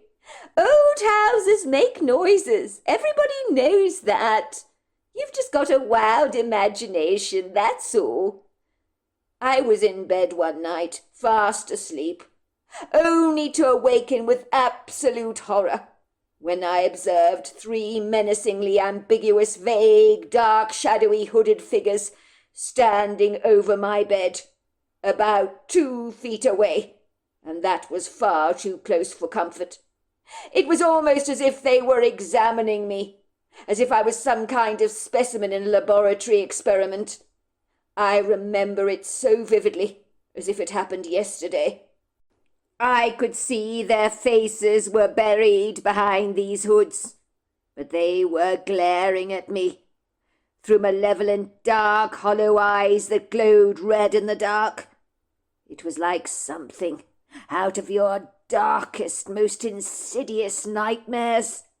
There was something profoundly demonic about these beings. I sensed they were incredibly evil, and that their intentions towards me were not remotely good. It was almost as if they physically wanted to harm me in some way. I jumped up in terror from my bed when I felt something talking directly into my ear. I felt that tickle you experience when someone is whispering to you. I heard a disembodied voice ringing like a static voice on the radio. "We've got you now. There is no escape. We want you dead." I was so terrified when I saw these tenacious entities. I was certain they intended to harm me. I screamed the house down, and believe me, I screamed. My parents came bolting into my bedroom so fast. But of course, once they appeared in my room, the beings were gone very conveniently, like a flash of lightning. They just vanished before my eyes. But the funny thing was that even though they were physically gone, I knew they were still there, and that in itself was very discombobulating for a little boy like myself. I had no idea what these entities wanted with me, but they'd made it clear they wanted me dead. They were focused on me in some way, and that petrified the bejesus out of me. I was very scared of the dark, not unlike other children of my impressionable age. My parents told me I was imagining all this stuff, that it was all created in my head, and that there were no such things as ghosts. When I told my mother about the dark hooded figures with the red eyes that wanted me dead, she laughed and said, "Oh, don't be so ridiculous, Corey. You're making all this stuff up. I know what this is all about. You don't want to sleep alone in your bedroom. But you're a big boy now, Corey. You can't expect to share our bed at your age. You need to learn to sleep in the dark." For the next couple of nights, the same thing happened to me. But it was getting significantly worse. The beings were moving closer and closer. They were no longer 2 feet away, but now inches away from my bed.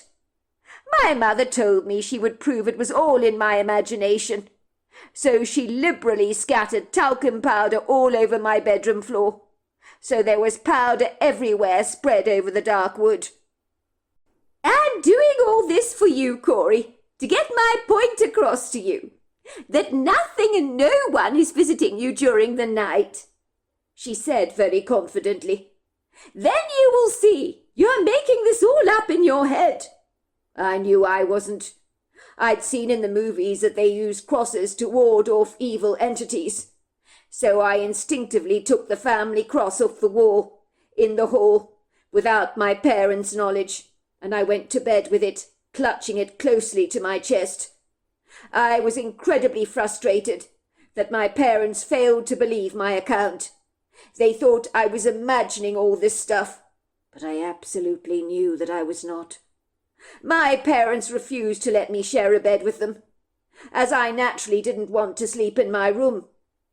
And I suspect they thought I'd made the ghost story up as an excuse to share a bed with them because I was scared of the dark. But nothing could have been further from the truth. I actually enjoyed having my own bedroom, but not one that was being visited by these insidiously evil, idiosyncratic entities.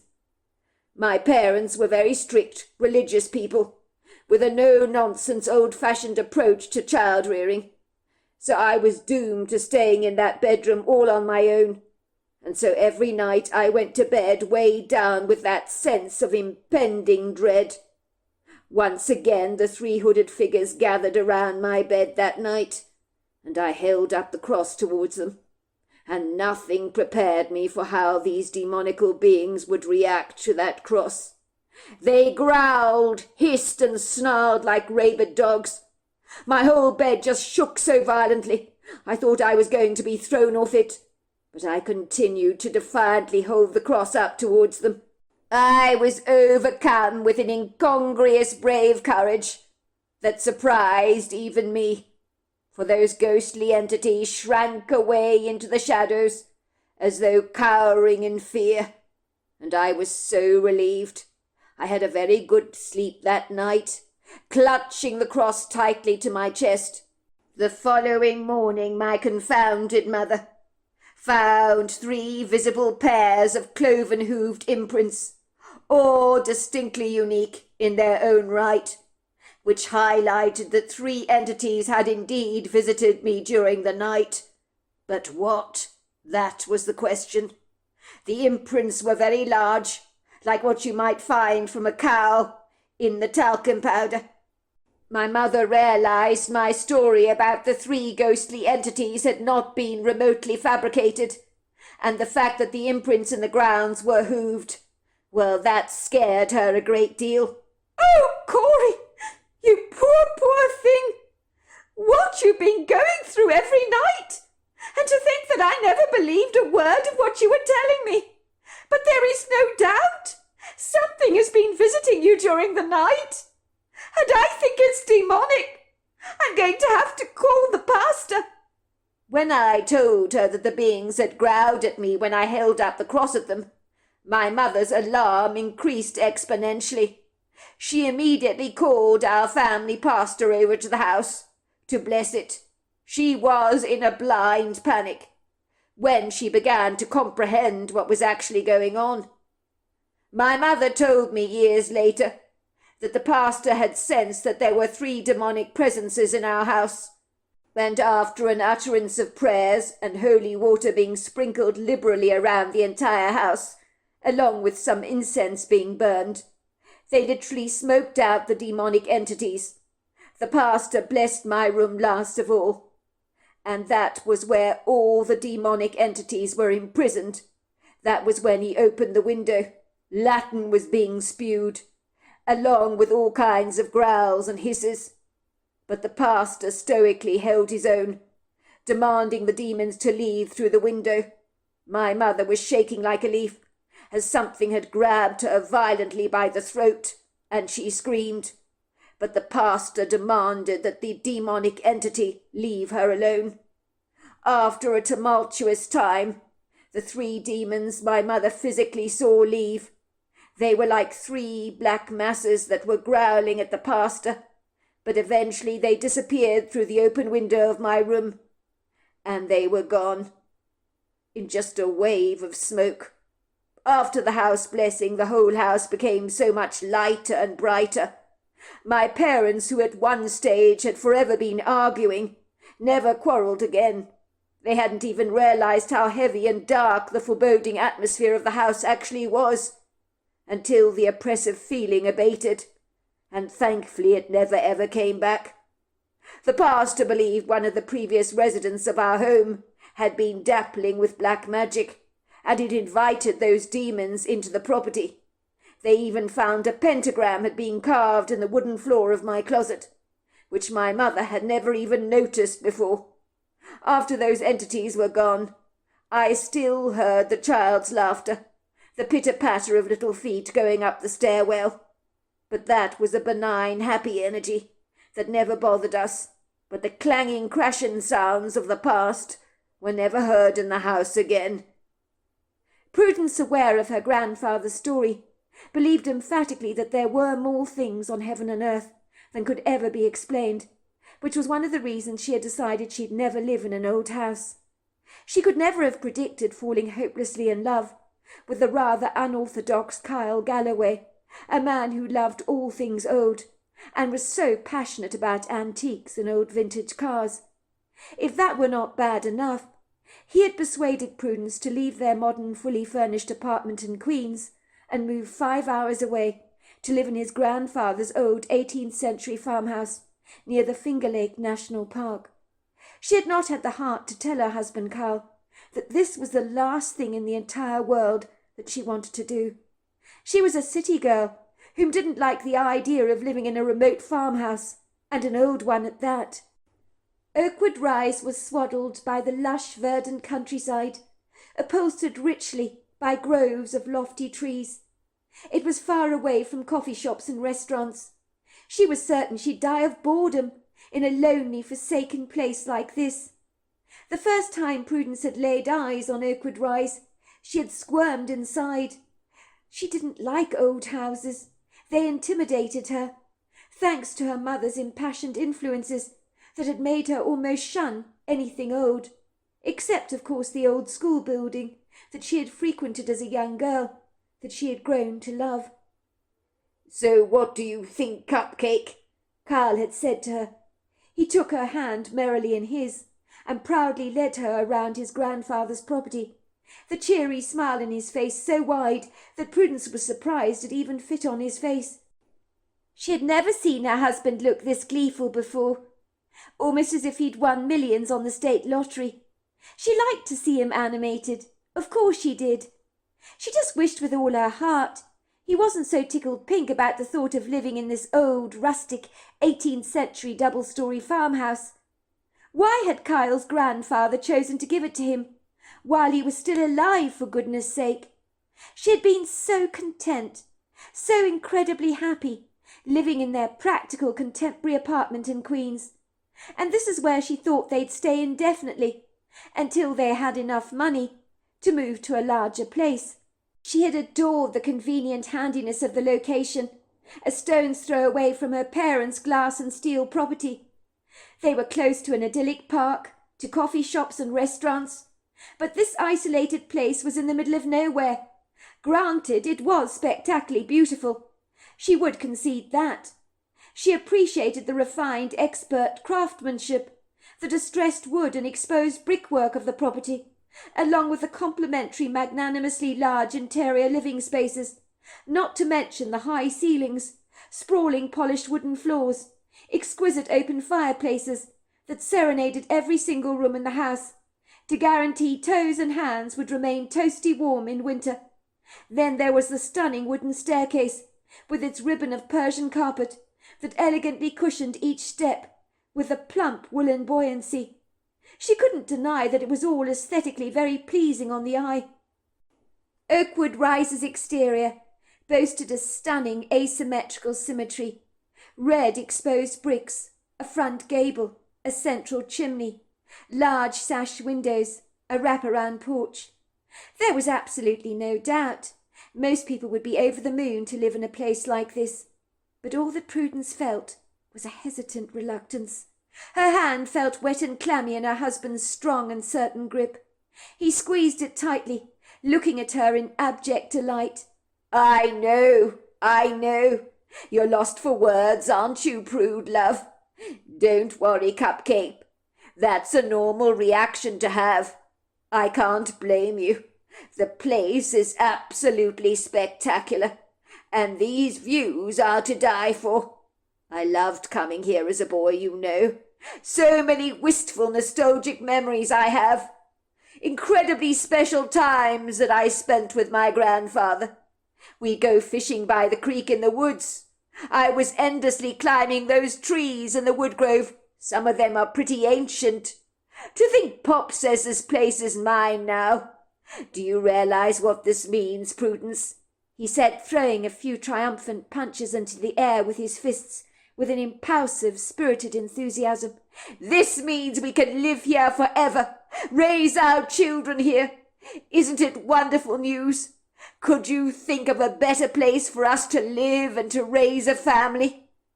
"But isn't it a bit far from New York?" said Prudence apprehensively. "I mean, it's 5.5 hours away in a car. That means over 11 hours from New York and back. That's insanely ridiculous. It would never ever work for us," she said, squeezing her eyes tightly, silently begging that her husband would see that living here was a very bad idea indeed, and was not remotely practical for the both of them. "Oh, don't worry about that. Things these days are a lot more malleable in the workplace, you know. I'll work from the office at Oakwood Rise and commute a couple of days a week to New York. It's not a big deal, you know." 5.5 hours is not a big deal. I beg to differ. I'm sorry, Kyle.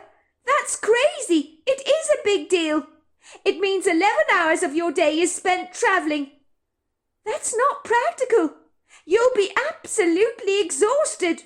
"Not if I fly, I won't," said her husband, squeezing her hand tightly. "Flying will cut down my travel exponentially. Isn't this place wonderful?" "Fair enough, if that's what you really want. But I still don't feel convinced that it's a good idea. I need to ask you, Kyle, has anybody died on this property?" said Prudence, looking at her husband nervously through frightened brown eyes that wantonly gave her anxiety away. Kyle gave his wife a strange, curious look, and then cracked up laughing, amused by his wife's concern. "Honestly, Cupcake, you do ask curious questions. I have no idea if anyone died here. It's an 1800 farmhouse, for goodness sake. It's a distinct possibility. I'd have to look into the history of the home to find out those details for you. But whether someone died here or not should not be a concern to you. Let's not kid. Back in the day, lots of people died at home, did they not? Of all manner of diseases, from whooping cough, cholera, smallpox, dysentery, and even childbirth. They didn't have the medicines that we have today, so people had large families. Death in the home, even among the young, was not that uncommon. So there is a strong chance that someone may have indeed died here. But does that really matter? Why does that bother you so very much?" Prudence physically began to squirm, her stomach twisting in a tangle of tight knots. "Do you think the place could be haunted?" she asked bleakly. "My mother believes old houses have ghosts. She says we might not physically see them, but they're actually there. And if they're attached to a place, they won't leave. My mother's sensitive to these things, you know." "Is that why she lives in that god-awful goldfish bowl of hers?" laughed Kyle. "Because it's brand new. When it was created, no one else had lived there before apart from your family. Ha! That explains a lot to me. I can't believe you grew up in a glass house like that as a girl. You had absolutely no privacy. It was insane. Don't be ridiculous, Prudence. There is no ghost in this house. And even if there is, which is debatable, why would that ghost hang around here? Don't you think if you were a ghost, there's infinitely more interesting things you could be doing with your time, like exploring the Milky Way, or going off to watch an interesting show in Las Vegas? Why would you want to hang around here? It would be awfully boring, don't you think? If you must know, Cupcake, I stayed here a great deal as a boy. I think if this place was haunted, I'd be the first person to know about it, don't you? When I was a boy, I was very scared of the dark, and I don't say that lightly. I was more scared than most, and terrified that there were monsters lurking under my bed. Yet I never had trouble in sleeping in that room of mine upstairs. On the contrary, I felt a great deal safer here in this farmhouse than living at home with my parents in their apartment in Manhattan. I was always glad to escape the Big Apple, let me tell you. It was good to get away from the booming city, come to such a peaceful sanctuary such as this, and never once did I ever feel unsettled here. And that's saying a lot. Contrary to what you may believe, Prudence, just because a house is old does not mean it's haunted. But you are saying that someone could have died here, and I don't like the sound of that, said Prudence, sounding rather flat. Honestly, Prudence, what's going on with you? If someone died here, is it really such a big deal? I suppose not, said Prudence, as long as there's no dead people haunting this place. Unless, of course, it's the ghost I saw in the schoolyard when I was a girl. I liked that woman. If she haunted this property, I wouldn't mind a bit. You are incorrigible, Cupcake, said Kyle, giving her a big fat kiss on the cheeks that was as slobbery as a wet dog. Prudence wiped the spittle away, grimly. Kyle wasn't taking her remotely seriously, which was a tad annoying. He really didn't believe in things that go bump in the night, but he was clueless because he had never seen a ghost, so of course he was going to ridicule stuff he didn't understand or appreciate. The move to Oakwood Rise had been easy enough. It certainly helped that Kyle's grandparents had excellent taste. The house was fully furnished with spectacular antiques. If you liked timeless classics, you'd have been in your element, living here. But for Prudence, living in an old house like Oakwood Rise was going to take a great deal of adjustment for her. Prudence didn't know anything about antiques. She was well acquainted to modern furnishings, so getting acclimatized to illustrious antiques was a work in progress for her. But then again, swanky avant-garde furniture would look completely incongruous and out of place in this old classic-style farmhouse, rather like a Komodo dragon might look, standing on the streets of New York, gawking at the passing traffic and wondering why all the potential food sources moving along on rubber wheels were made of very unpalatable aluminium carcasses. "You've moved into an old house, have you?" said Mrs. McIntyre, sounding completely aghast. "You never told me this, Prudence. Why have you been so secretive about this? How dreadful! You poor, poor thing," she had said, dipping her words into a saccharine sympathy. "What is wrong with that husband of yours? He seems to have such a fixation on all things antique. He better be careful. He might become one himself," she teased. "It's quite unusual for a man of his young age, don't you think, to be so interested in prehistoric fossils from the past? I mean, I loved your fully furnished modern apartment here in Queens that you were renting. Such a lovely place it was. You were only down the road from us. It was all terribly convenient. It's going to be so miserable for me, your being far away from the family, Prudence. Almost 5 hours away by car. 11 hours both ways. A ridiculously long drive, Prudence, love. Why doesn't Kyle bring that farmhouse to the ground? Throw a wrecking ball at the place. Build a modern replacement. It would be so much better, don't you think? I could put him in touch with some very current architects that could build you your dream place. He doesn't want to destroy Oakwood Rise, Mum. He loves the place. He came here as a boy. You know what Kyle's like. He loves all things old. At the moment, would you believe he's spending his spare time in the garage, working on an old vintage car, bringing it up to speed. He wants to show it off at a vintage fair. It's an old Cadillac. The interior of this thing is quite magnificent, actually, with all the superb wood on the dashboard. Even I have to admit that. Well, I've never been into old cars, love. Not my kind of thing. Give me a shining Jaguar any day of the week, and I'll be as happy as a pig in muck. But back to Oakwood Rise, my dear. How do you feel about it, given it's so old? I can't imagine. You poor, poor thing. If I were wearing your boots, I'd be having kittens. Thank God your father was always on board with only living in houses we built ourselves from scratch. Don't get me wrong, Mum, I'm not complaining.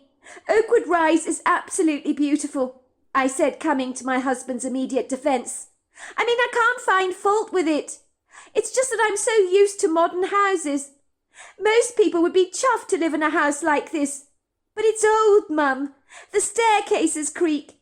When you open the downstairs tap, it makes a juddering, groaning sound. The house makes all these funny noises during the night. But Kyle says it's perfectly normal for an old house to make noises. He thinks it's part of the charm. But they kind of scare me, Mum, if you know what I mean. Maybe I'll get used to it in time, but at the moment it requires all manner of adjustments, and I feel ever so slightly unsettled. Oh, you poor thing. Oh, that sounds so ghastly, love. Too ghastly for words.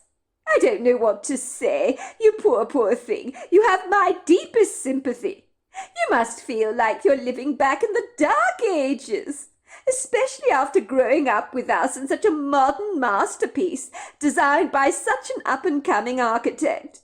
Do you think your place is haunted? She said, dropping her voice to almost a silent whisper. I bet it is. Old places always are, love. Believe me, I know.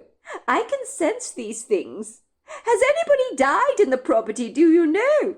You need to find out by checking out the history. Maybe you could call a shaman or a psychic to take a look at the property, read the energy for you. It's not a bad idea, love. At the very least, you'll get someone to bless the place for you. It'll make you sleep more soundly at night. Kyle doesn't know if anybody died here. He thinks it's a possibility given the house goes back to the 18th century, and a lot more people died back in the day. Well, there you go, love. You have your answer. It's got to be haunted. Sometimes the ghosts don't even know they're dead, love, and that's the problem. Imagine you go about your business. You could be being watched by unseen eyes. The thought gives me the heebie-jeebies.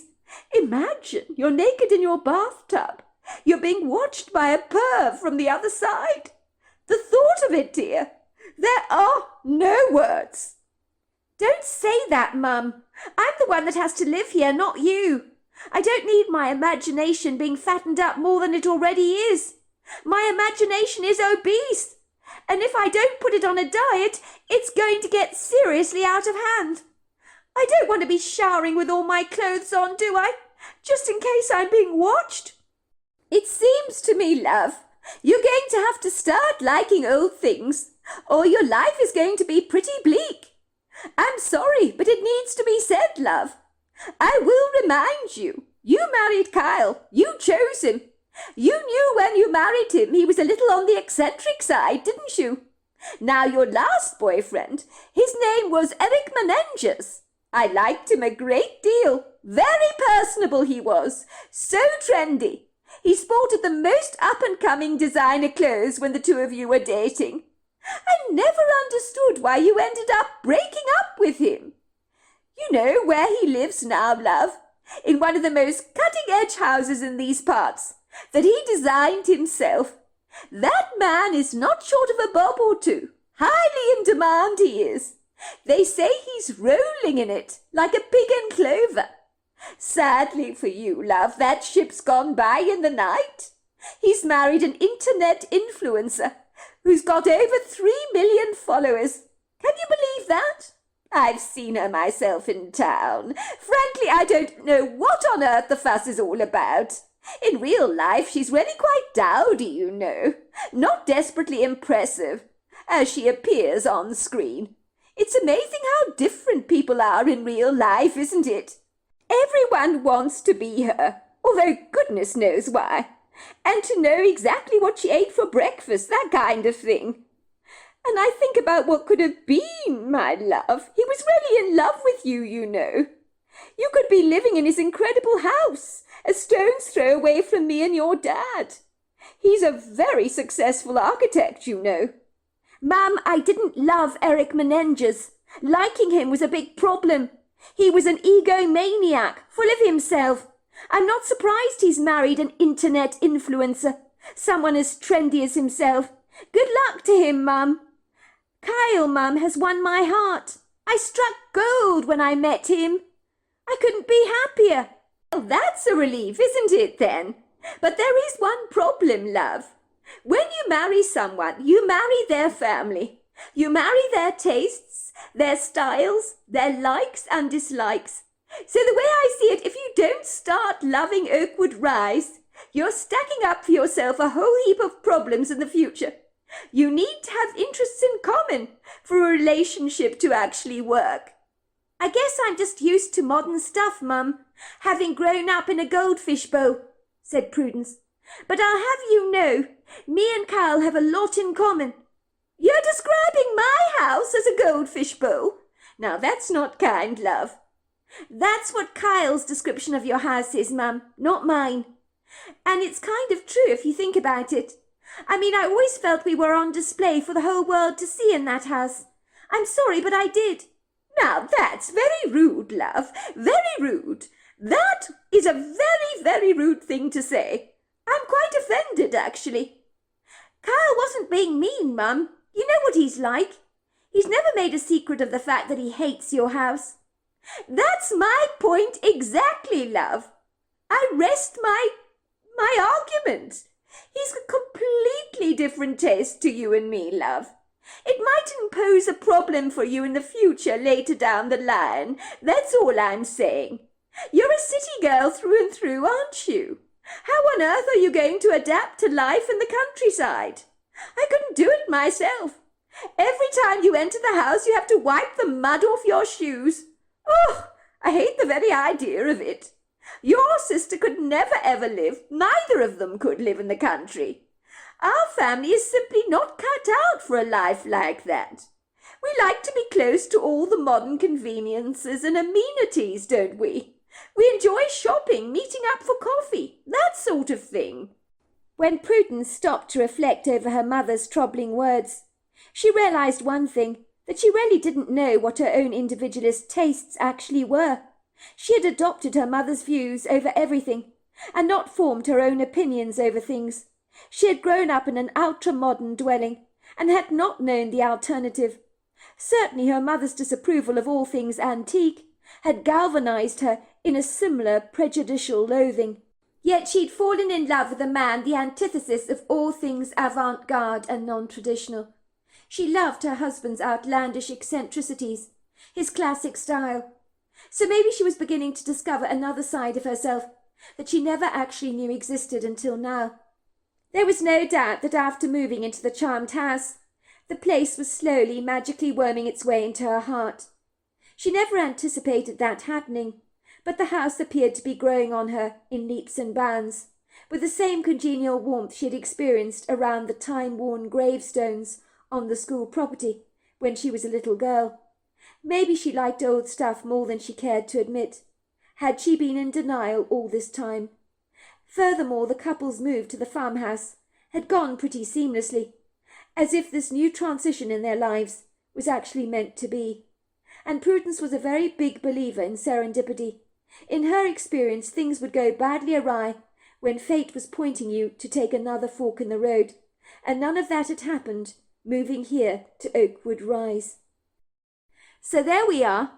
That is the end of part 2 of our story. Part 3 is tomorrow night. I look forward to you joining me then. Until next time, goodbye and good night.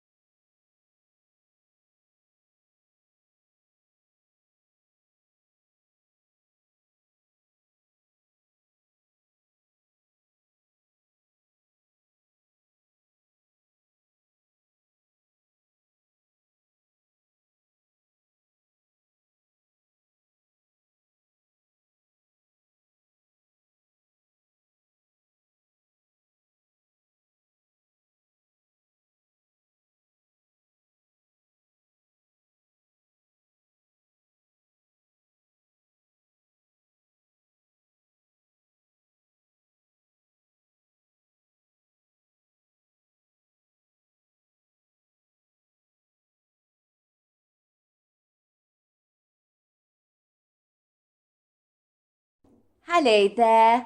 Welcome to the Saroy channel, wherever you are in the world, and so much love to each and every one of you. How are you doing? I hope you're doing remarkably well. So before we get started, don't forget to subscribe to the channel, click the notification bell and the thumbs up, and let's get started with part 3 of our story. It was the unsettling noises that Prudence heard at night that had disturbed her peace and had impromptu robbed her of a good night's sleep. The relentless rattling of old pipes, the creaking of the staircase, the belligerent groaning of the taps. By all accounts, Prudence's impressionable mind had become a fertile breeding ground of activating the suggestions of her zealous imagination that appeared to be stirred up by those prominent discombobulating noises that she frequently heard. However, it was the airy sounds coming from the attic directly above her head that had brought on disturbing feelings of great disquiet for her. It sounded as if someone with ponderous, heavy feet, wearing combat boots, was stomping around the roof, walking up and down, thump, thump, thump, bang, thump, thump, thump, bang, she would hear over and over again. "What's the matter?" asked Kyle, when alarmed Prudence began to shake her husband awake vigorously out of his languid slumber, which he didn't appreciate, given he was a deep sleeper. He grumbled warily, opening his eyes very slowly. "What is it, Cupcake? Can't you get any sleep?" he asked her. He sat up in bed to study his wife through quizzical, rather narrowing eyes. He couldn't help but think she looked like a deer caught up in headlights. "My goodness gracious me, Cupcake! What on earth is wrong with you? You're shaking like a leaf. Your face is as white as a ghost. What's the matter?" Prudence, in a quiet whisper of inaudible words that made her look like a startled goldfish, pointed suggestively towards the ceiling. "The attic," she whispered, her eyes widening in terror. "I think someone is walking up and down in the attic. They're making one hell of a noise. It sounds like combat boots beating against a wooden floor. It's creeping me the hell out. Listen, will you, Kyle? Listen. You have to believe me. I think the house is haunted, unless someone has broken in and decided to rob us of all the abandoned stuff that's left in the attic, which leaves only one thing. It's got to be a ghost." "I'm listening," said Kyle. "But I'm sorry, Cupcake. I don't hear anything at all. Maybe you're having a lucid nightmare. But if you're hearing noises, it's not a ghost, I can assure you of that. I warned you about the old pipes in this house. They can make clanging sounds. Old houses are notorious for making strange, idiosyncratic noises, Prudence. I'm afraid you're going to have to get used to it." It was so typical of her husband to react so insouciantly, Prudence thought to herself in annoyance. The moment she'd woken her husband up, the stomping sounds in the attic had stopped, almost at once, as if whoever was walking up and down was toying with her, with the full malicious intention of scaring her half to death, and it was working. Kyle falsely presumed she was having a nightmare, either that or she was making a mountain out of a molehill, when it came to the inexplicable noises in the attic. Prudence knew differently, of course. What she had heard was something that warranted investigation, and the sooner she found out what was going on in the attic, the better. She needed to get to the bottom of this enigmatic mystery. Maybe there was indeed a rational explanation for the clamouring around she heard at night. It could even be down to rats that had set up shop in the attic, which would mean the strategic, careful placement of traps was well in order. If the noise was not due to rats, she would certainly take her mother's advice almost at once and call out a psychic to the house. "You're right," she said gingerly. "Maybe it was just nothing."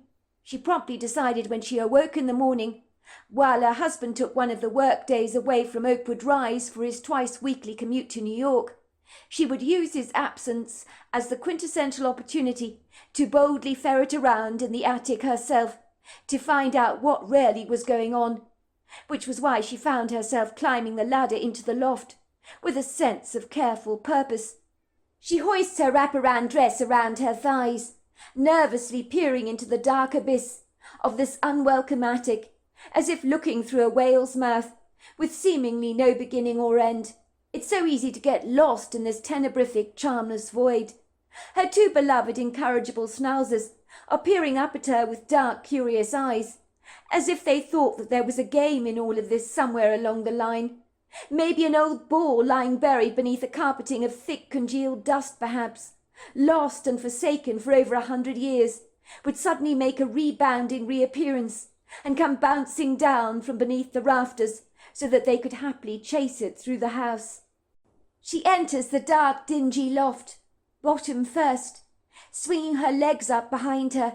It's chilly, really creepy in here. She feels around rather blindly for the light string, pulls the long dangling switch, illuminating the dark space with a welcome warm orange glow. Prudence begins to navigate her way cautiously through a labyrinth of boxes piled high on top of each other, like giant bricks with dusty cardboard lids that are half open like hungry mouths waiting to be fed. This is the graveyard of our home, she supposes, the place where things you once loved and treasured have been laid to rest. She stares at the forsaken space before her that time has forgotten, and listens carefully, drawing in her breath tightly to her chest. She hopes to hear the scurry of tiny little padded feet rushing around the eaves of the attic, but all is very still, disappointingly so, and incredibly quiet, as if nothing is there. And yet in this confined, claustrophobic space she feels as if she is not alone. Hold it together, she tells herself firmly, coughing out some of the dust she's breathed in, that is clogging up her lungs. When last did anyone come up here in the attic, she wonders? It must have been an awfully long time ago. It would seem her scrutinizing eyes quickly find the evidence that she's seeking, rather like a forensic expert looking for the subtle signs and clues that will lead to the perpetrator of the crime.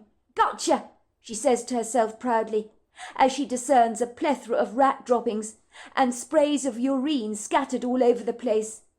Could the rats and their nightly scavenging be the haunting, airy sounds she is hearing at night, downstairs in her bedroom, that sounds like a man with combat boots thundering around the attic above her head? It would seem so. She notices that when she walks herself around in the attic, her footsteps seem to be exaggerated. They echo throughout the house, so a light, insignificant sound becomes 1,000 times more intimidating, so that a little padded footstep sounds like an ominous drum roll of thunder. She supposes the enigmatic, mysterious walking around she hears at night must indeed come from the rats, and the relief she feels about this is immeasurable. This is a problem easily resolved, that certainly does not require the ardent help of an exorcist from the Catholic Church, nor the visitation of a psychic or shaman. Although getting rid of these rats may require a heavy-duty exterminator of sorts, and she's not sure her husband's up to the job, judging by the quantity of rat droppings that she's observed, for there are more rats up here than she cares to even consider. She opens one of the cardboard boxes with a measure of curiosity, rather worried that a rat might bounce out from the container to give her the fright of her life. The bedraggled box contains a tangle of old Christmas decorations, from tinsels in gaudy shades of red, silver, blue, gold and green, to old wooden decorations handcrafted in Austria, where the original colourful paintworks have frayed at the edges, then their glass baubles that are cracked and broken. Another box contains the headless corpses of old Barbie dolls, plastic legs, arms and torsos that are now lying in beleaguered, forlorn funeral piles, with their vast selection of clothes lying scattered around them. Prudence wonders rather curiously which little girl they actually belong to. She finds a box of plastic dinosaurs and snakes, which she imagines probably belong to her husband. There are school books, scrapbooks, old toys, leather-bound photo albums that are falling apart at the seams. Then there are piles of old dusty letters, tied together with red ribbon, all addressed to Kyle's grandfather, and from the address at the back she concludes that they are love letters written to his grandfather from his own grandmother. She's secretly impressed by how long the letters are. The envelopes are thick to the touch. It makes her feel rather ashamed that she can only write a couple of sentences in a text, at the very most. She finds hundreds of photographs crammed up in an old dusty basket bag. One of the boxes appears to contain a vast selection of children's drawings, all done in crayon. This is curious. Prudence's heart begins to flutter with excitement. She loves looking at children's drawings. At one point in her life she had seriously considered becoming a kindergarten teacher. She had learnt that children express themselves through their artwork. Drawing is a tool used by psychologists around the world to learn about how the child sees the world from her perspective. She smiles when she sees her husband's childish scrawl, with his name in big letters, written haphazardly underneath the drawings. How terribly cute, she thinks to herself. Kyle must have done these as a boy. I've got to take a look at these. She gathers the drawings together in her hand, glancing swiftly through them one by one, her eyes popping wide open in surprise. She's confounded by what she sees. She was expecting to observe the traditional drawings that a kid would lightly draw. A sun in the sky, perhaps. A couple of stick figures. A house, a rainbow. A few birds flouncing around in the sky. But that is not what she's observing now. What the hell, she thinks, taking a closer look to examine the pictures. One picture, after another, shows a distinctive humanoid hairy creature with a pyramid-shaped head, ponderous shoulders, robust, powerful torso, overlong arms, with big yellow eyes. The Bigfoot is standing between two trees, staring at the farmhouse. One picture shows a Bigfoot holding the hand of a small stick figure that Prudence imagines must be Kyle. They are standing by a large body of water. The little stick figure is carrying two large fish in his hands by a string. All the pictures are named Azenka. Prudence is sure her husband has drawn the pictures of a Bigfoot. He has inexplicably chosen to call Azenka. She gathers the pictures together to show Kyle when he returns from work later in the evening. She wonders if he has any recollection of drawing these pictures and what they could potentially all mean. Did he have an encounter with a Bigfoot when he was little, she wonders. It would explain the drawings. Kids didn't randomly draw things for no apparent rhyme or reason. They tended to draw things that they were exposed to in their environment. She had been married to Kyle for 5 years now, and never once did he mention the subject of Bigfoot to her. Prudence stacks a handful of the drawings in her hands, and awkwardly makes her way down the step ladder, with a careful descent, to ensure she doesn't lose her footing, given she is notoriously accident-prone. Her 2 excited dogs are waiting at the bottom of the steps, looking at her with an eager expectation. They appear visibly disappointed, when all Prudence has to show for her indulgent soiree in the attic is a selection of rather warped-looking drawings. There is no ball in her hand, nor an old teddy bear that is dying to be ripped apart by a spirited pair of jaws. Sensing her dog's discord and bitter disappointment, she randomly throws out the word walk at them. The word walk is the go-to word to lift their spirits, so they bark excitedly in response to the promise that she has thrown at them.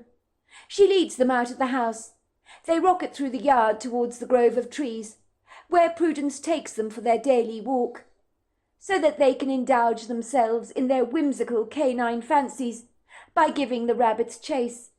Even if she took time to adjust to living here at Oakwood Rise, on a sprawling property like this, boasting groves of trees, a beautiful creek, a verdant meadow, her 2 schnauzers certainly have had no trouble in adapting to their carefree lifestyle. They've taken to it like 2 ducks to water. If she took them back to their confined apartment in Queens, they'd be none too happy. Prudence walks through the groves, reflecting over her husband's drawings, wondering if her husband had encountered a Bigfoot when he was a boy. "What do you mean?" asks Kyle, staring at Prudence in bewilderment, as he observes the pictures in crayon his wife presents him with. "See," she says calmly, "you drew these pictures yourself in crayon when you were little. They're actually signed by you. You've drawn a Bigfoot that you've called Nzenka. I wonder, did you have an encounter with a Bigfoot when you were a boy? Or are these drawings done by a little boy with an impassioned fixation on Bigfoot?" "Give them to me. I need to see this," said Kyle abruptly, snatching the drawings from Prudence. "Where the hell did you find these?" he asked curiously, his brow furrowing with perplexment. "They were in the attic."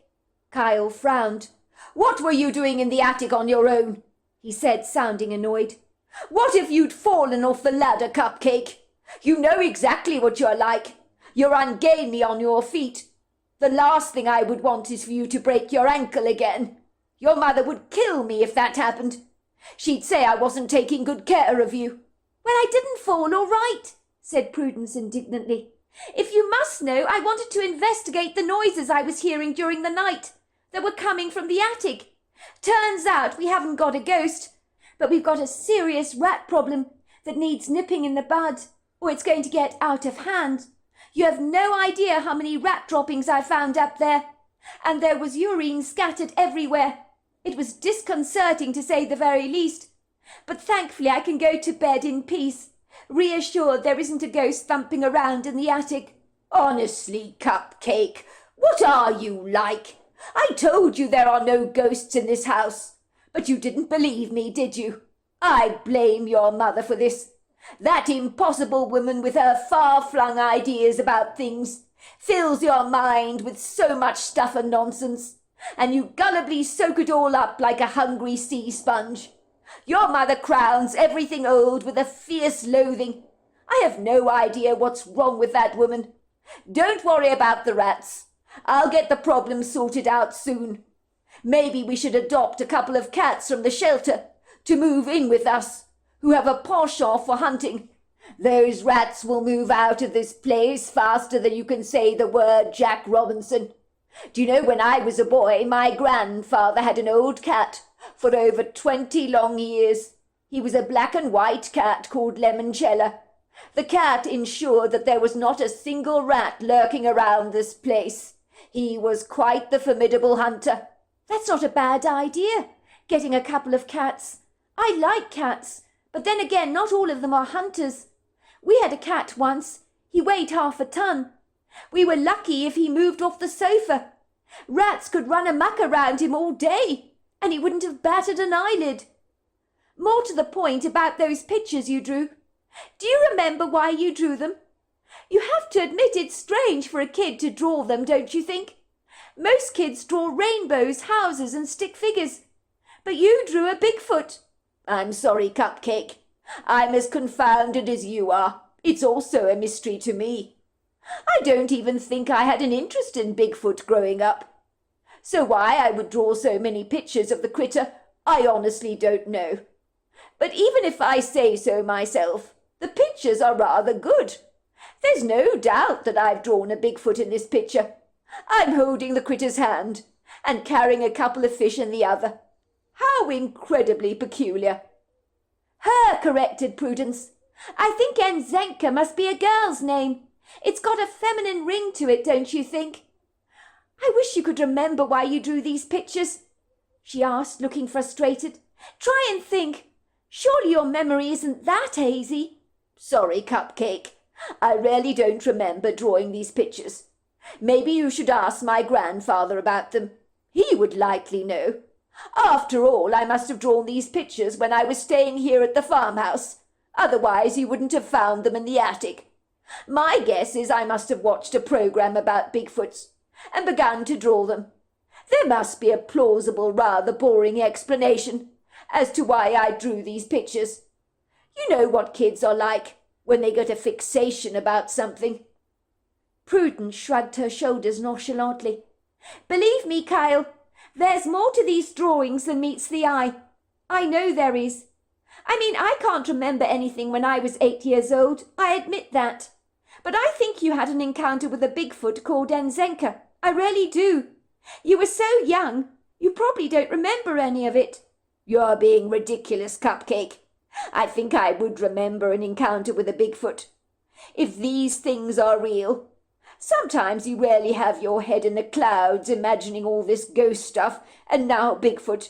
You do get carried away, Cupcake, if you don't mind my saying so. But then again, I love you for it. Contrary to what you may believe, Kyle, ghosts are actually real. I saw one myself, remember? I told you about the woman in the schoolyard. That ghostly apparition gave me the confidence to stand up to the bullies at school. So you say, said Kyle dismissively. Much as he loved his wife, he did hate the way she got caught up with all these fanciful, fictitious theories. Maybe she should take up writing or something, to channel her wild ideas into a positive creative outlet. He blamed Prudence's exasperating over-the-top mother Meredith, who believed all old things were obviously haunted. He believed she had not been a good influence on any of her daughters' lives. 2 days later, where was this damn place, thought Prudence, feeling a peevish, rather fretful exasperation bubble up inside her. Honestly, she didn't have a great sense of direction at the best of times. And then her GPS had to give up the ghost at the most infelicious time. So much for technology. It can fail you when you need it the most. She impatiently slams her hand on the steering wheel in a piqued frustration and drops her driving down to a cautious crawl, in the vain hope that she won't miss the ambiguous turning in the road, which she was sure from her vague memory was around about here somewhere. Soon she hits pay dirt when she finds the roads that she's looking for, that she so nearly overlooked, as the turning is heavily shrouded by sprawling canopies of lofty trees and rambling hedgerows covered with thorny appendages. The roads in these parts are so narrow and obscure, all badly signposted, they're easy to miss. It's like driving around in a maddening maze, where you can find no beginning or end. Thankfully she's found it, the turning in the road that she's looking for, that is familiar to her. She knows the old age home is somewhere around here. She's been to visit Boxman Galloway here before, with Kyle on a plethora of occasions, but it was Kyle who had driven them here. But regretfully she hadn't been paying close attention to the route. Boxman Galloway had chosen to live in an old age home, in the heart of the countryside, only an hour away from Oakwood Rise, as the idea of living in a city was repugnant to a nature lover like Boxman, who shunned all things suburbia. Oh, thank God, Prudence sighs with relief, as a large, white, imposing Georgian building comes into view, nestled happily on a sprawling flatland of verdant lawns, peppered with tall, lofty trees and tumbling beds of colourful flowers, intermingled with roses and rather showy, unabashful displays of leafy green and grey foliage. The parkland oasis is generously furnished with a plethora of wooden benches, where some elderly people are seated reading books, enjoying the views or talking cheerily among themselves.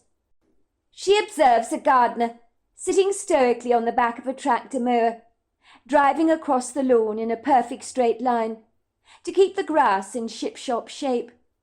She privately admits he's certainly doing a sterling job. She can smell the pleasing nostalgic scent of freshly cut grass. There is nothing quite like it. Everything is meticulously maintained, and if the man driving the tractor mower is responsible for keeping the grounds looking this good, then Prudence would seriously like to abduct him, to transform the grounds at Oakwood Rise. I mean, this place has thought of absolutely everything.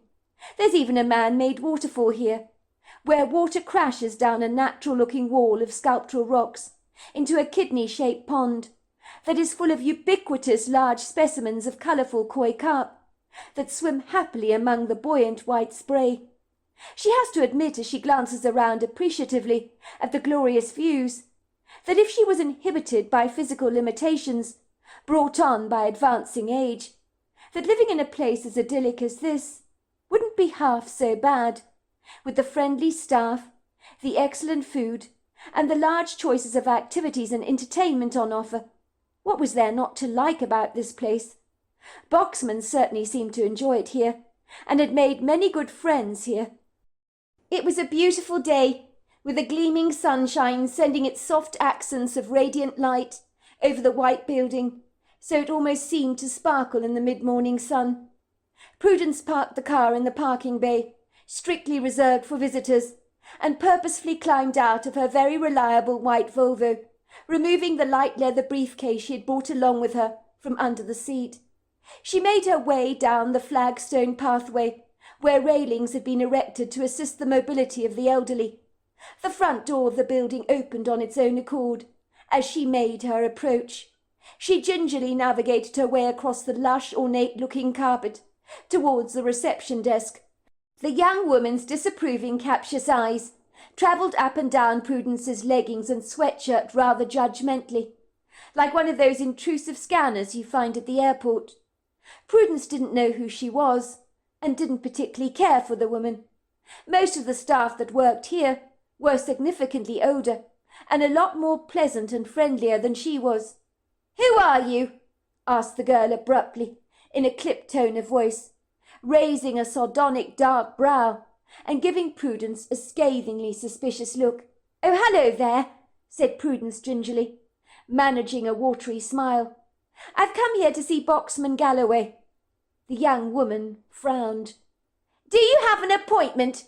she asked tersely, tapping her pen on the counter. "Everyone has to have an appointment here at Glen Acres. Those are the rules. You're not allowed to just rock up here any time you like. The old people here need structure and routine in their lives. You can't go upsetting them by turning up here whenever you like." "Surely I don't need an appointment?" asked Prudence. "I just want to have a word with Boxman Galloway. He's my husband's grandfather. I won't be long, I can assure you of that." The woman scowled condescendingly at Prudence. She couldn't help but privately think, the young lady would have been pretty if she'd actually wear a smile once in a while. She wondered if her thoughts had been heard, as the young woman's scowl deepened, and she became very brusque and abrasive. "No, you can't pop in willy-nilly to visit Mr. Galloway. I'm sorry, but you can't," she said, caustically oscillating her arms around. "That's not how it works around here. We have rules that need to be followed. You have to make an appointment," she said bluntly, scolding Prudence in a patronizing tone of voice, as if she was a belligerent child that needed a good telling off. "Look, there's no need to speak to me like that," said Prudence indignantly, determined to stand up to this precocious brat. "Is there someone else I can possibly talk to about this? I need to see Mr. Galloway. It's important." "You're speaking to me, aren't you? I'm in charge here today," she said sharply, with an arrogant, cocky smirk developing on the corners of her lips. "You have to leave, I'm afraid. You can't possibly visit Mr. Galloway. But if you like, I can schedule an appointment for you to see him on another day that's suitable for him. That's the best I can do, I'm afraid. We keep our residents very busy here. You can't just pop in whenever you like. This is not a glorified train station, you know." She opened up a large diary and began to scroll through it. "You could visit him tomorrow at about 11:30. He's available then. That's the best I can do," she said.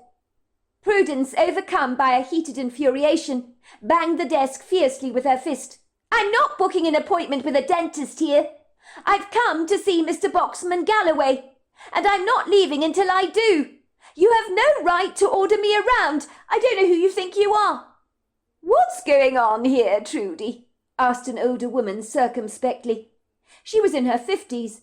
She looked like a member of staff, and quickly approached the desk. "Is everything all right?" she asked gingerly, looking at Prudence apologetically. "This woman here," said Trudy, pointing at Prudence in an exasperated voice. "She wants to see Boxman Galloway. I told her she has to book an appointment first, but she won't listen. She's refusing to go." "I'm sure Boxman Galloway would love to receive a visitor, Trudy," said the woman prudently. "Sometimes it's good to bend the rules, you know. I'm sure Boxman would appreciate a spontaneous visit like this." She glanced at Prudence and gave her a wink. "I tell you what I will do. I will go and see if he's available, shall I? If I know Boxman, I'm sure he won't mind being disturbed. I saw him working on a jigsaw puzzle with Jimmy Fallon about 10 minutes ago in the main living area." "Thank you very much," said Prudence. "I really appreciate this." The young woman behind the reception desk was cursing under her breath, rolling her eyes. But Prudence ignored her, and moments later that was when she saw Kyle's grandfather, Boxman Galloway, who was 94 years old, and he genuinely didn't look a day over 78, although he did carry a walking stick with him wherever he went, as his right leg would sometimes break out in painful spasms. Mr. Boxman's face lit up like a Christmas tree when he saw Prudence. "This is a lovely surprise," he said, sounding genuinely pleased to see her. "This must be my lucky day. Do you fancy going out of doors into the garden?" He gestured encouragingly. "It's lovely sitting in the shade under one of those park benches on such a glorious day as this. We can have a nice chat. I have a sense that this isn't just an ordinary visit." Before long, under the shade of a lofty tree that stretched out magnanimously over their heads like a large umbrella, Prudence explained the nature of her visit. She opened up her leather briefcase and pulled out the pictures that Kyle had drawn as a little boy, handing them over to the older man. Boxman looked curious, raising his bushy white brows above his kind blue eyes. "What do you have here, Prudence?" he said, taking the pictures from her. "I'm intrigued. I knew your visit here was purposeful. Turns out my hunch was right." "Kyle doesn't know I'm actually visiting you. I didn't tell him. But I found these pictures that he drew in crayon as a little boy. He has no memory of actually drawing them. I believe he's drawn a picture of a Bigfoot that he calls a Zenka.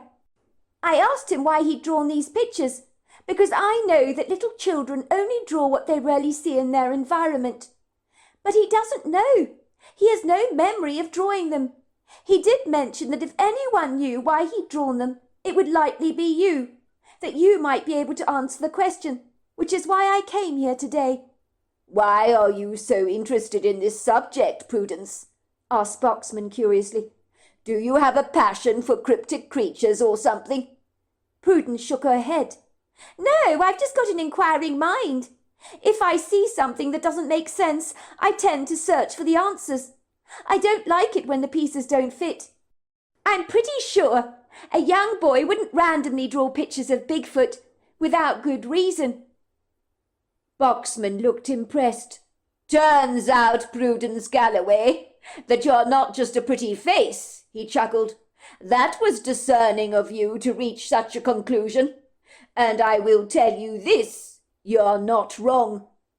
The old man fingered the pictures, his eyes lighting up with merriment, almost as if a distant memory had trickled into his mind. "Where did you say you found these, Prudence?" "In the attic." "I haven't seen these pictures for years," said Boxman, studying them. "They're surprisingly good. Done in crayon, I have to say. I mean, an 8-year-old boy did this. Kyle was quite an artist. My word, this is a blast from the past, is it not? These pictures take me right back to some rather curious idiosyncratic memories that were beginning to fade. Let me see. Let's have a think here. Yes, these pictures must have been done about 20 years ago. Although my mind is not as sharp as it used to be, I think Kyle would have been about 8 years old at the time. He's 28 now, is he not? My wife was alive back then. She loved the bones of Kyle, would move heaven and earth for her beloved grandson." "So why do you think Kyle drew these pictures, Mr. Galloway? Do you know?" "Do I know? Of course I know. It's quite the story. Do you really want to hear it?" "Well, I came all this way, didn't I? I had to get past that bloody-minded young lady in reception. So if you'll tell me the story, I'll be absolutely fascinated." "Oh, Trudy, you mean her. She's a piece of work, that young lady is. She's the owner's daughter. Seems to delight in bossing everybody around." Mr. Boxman Galloway's story. "It happened a very long time ago, Prudence dear. Yet 20 years has gone by in such a flash. They say time goes very fast when you get older, which explains why I'm pretty close to ancient. My rickety old bones feel my age, but not my mind. Too bad they don't exactly match. Your husband Kyle spent a week with me at Oakwood Rise, I think, when he was about 8 years old at the time. He was such an earnest little boy, interested in absolutely everything he was, always asking inquisitive questions like, "Why is the sky blue, Pops? And why are ladybugs supposed to be so lucky?" Stuff like that. It was common for him to stay with us over the summer holidays, for a week or two. I know he would drive his mother completely bananas, begging her to let him come and stay with us.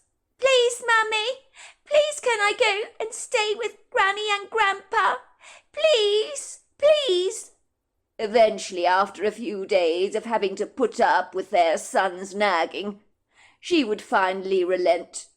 I think Kyle's mother, Sheila, was all too happy to finally dump him on us. "Are you absolutely sure you don't mind having him to stay?" she would ask us. "He's hard work, let me tell you." Of course we didn't mind. We would say we were proud grandparents, whom delighted in taking care of our grandson. Kyle liked getting away from New York. He loved the countryside, spending lots of time at Oakwood Rise with his grandparents. Naturally, as grandparents, we were delighted in this quintessential opportunity of spending some time with our grandson. We thoroughly enjoyed spoiling him rotten. I mean, that's a grandparent's job, isn't it, to spoil your grandchildren? I'd take him fishing by the creek, or walking our bull mastiff Luna in the wood grove. Kyle loved Luna when he was a boy. Luna was a massive dog, built like a giant, but had the heart of a marshmallow. He was all slobbery kisses and cuddles, and loved to be the centre of attention. He would always wear a bandana around his neck that my wife would change every day. My wife Olivia would supervise all Kyle's activities to keep him busy during the summer holidays. It's a full-time job, let me tell you, to keep an 8-year-old mischievous boy busy all the time. But my wife was very good with Kyle. She would read to him, help him to paint or draw. They would bake cookies together in the kitchen, and Kyle would end up smeared with chocolate. Sometimes she would take him out on shopping trips, buy him ice cream and sweeties, that sort of thing. One morning Kyle and I went to a pottery studio, run by a very good friend of mine, Mr. Beaufort, so we could learn about how to play with clay and malleably mould it into all kinds of agreeable shapes. I knew kids liked getting their hands dirty and loved messing around with Play-Doh, so I thought it would be fun to have a pottery lesson together. Kyle industriously made a pinch pot by hand and a miniature tortoise, and was terribly proud of himself. "Look what I made, Pops," he boasted. I told him, of course, that his pot was lovely, and Mr. Beaufort praised him generously, telling him he'd never seen an 8-year-old boy make such a good pinch pot before. So Kyle was absolutely thrilled at the lavish praise he received. The pottery studio overlooked a pretty yard that was like something out of a magazine, as Mrs. Beaufort was a talented gardener.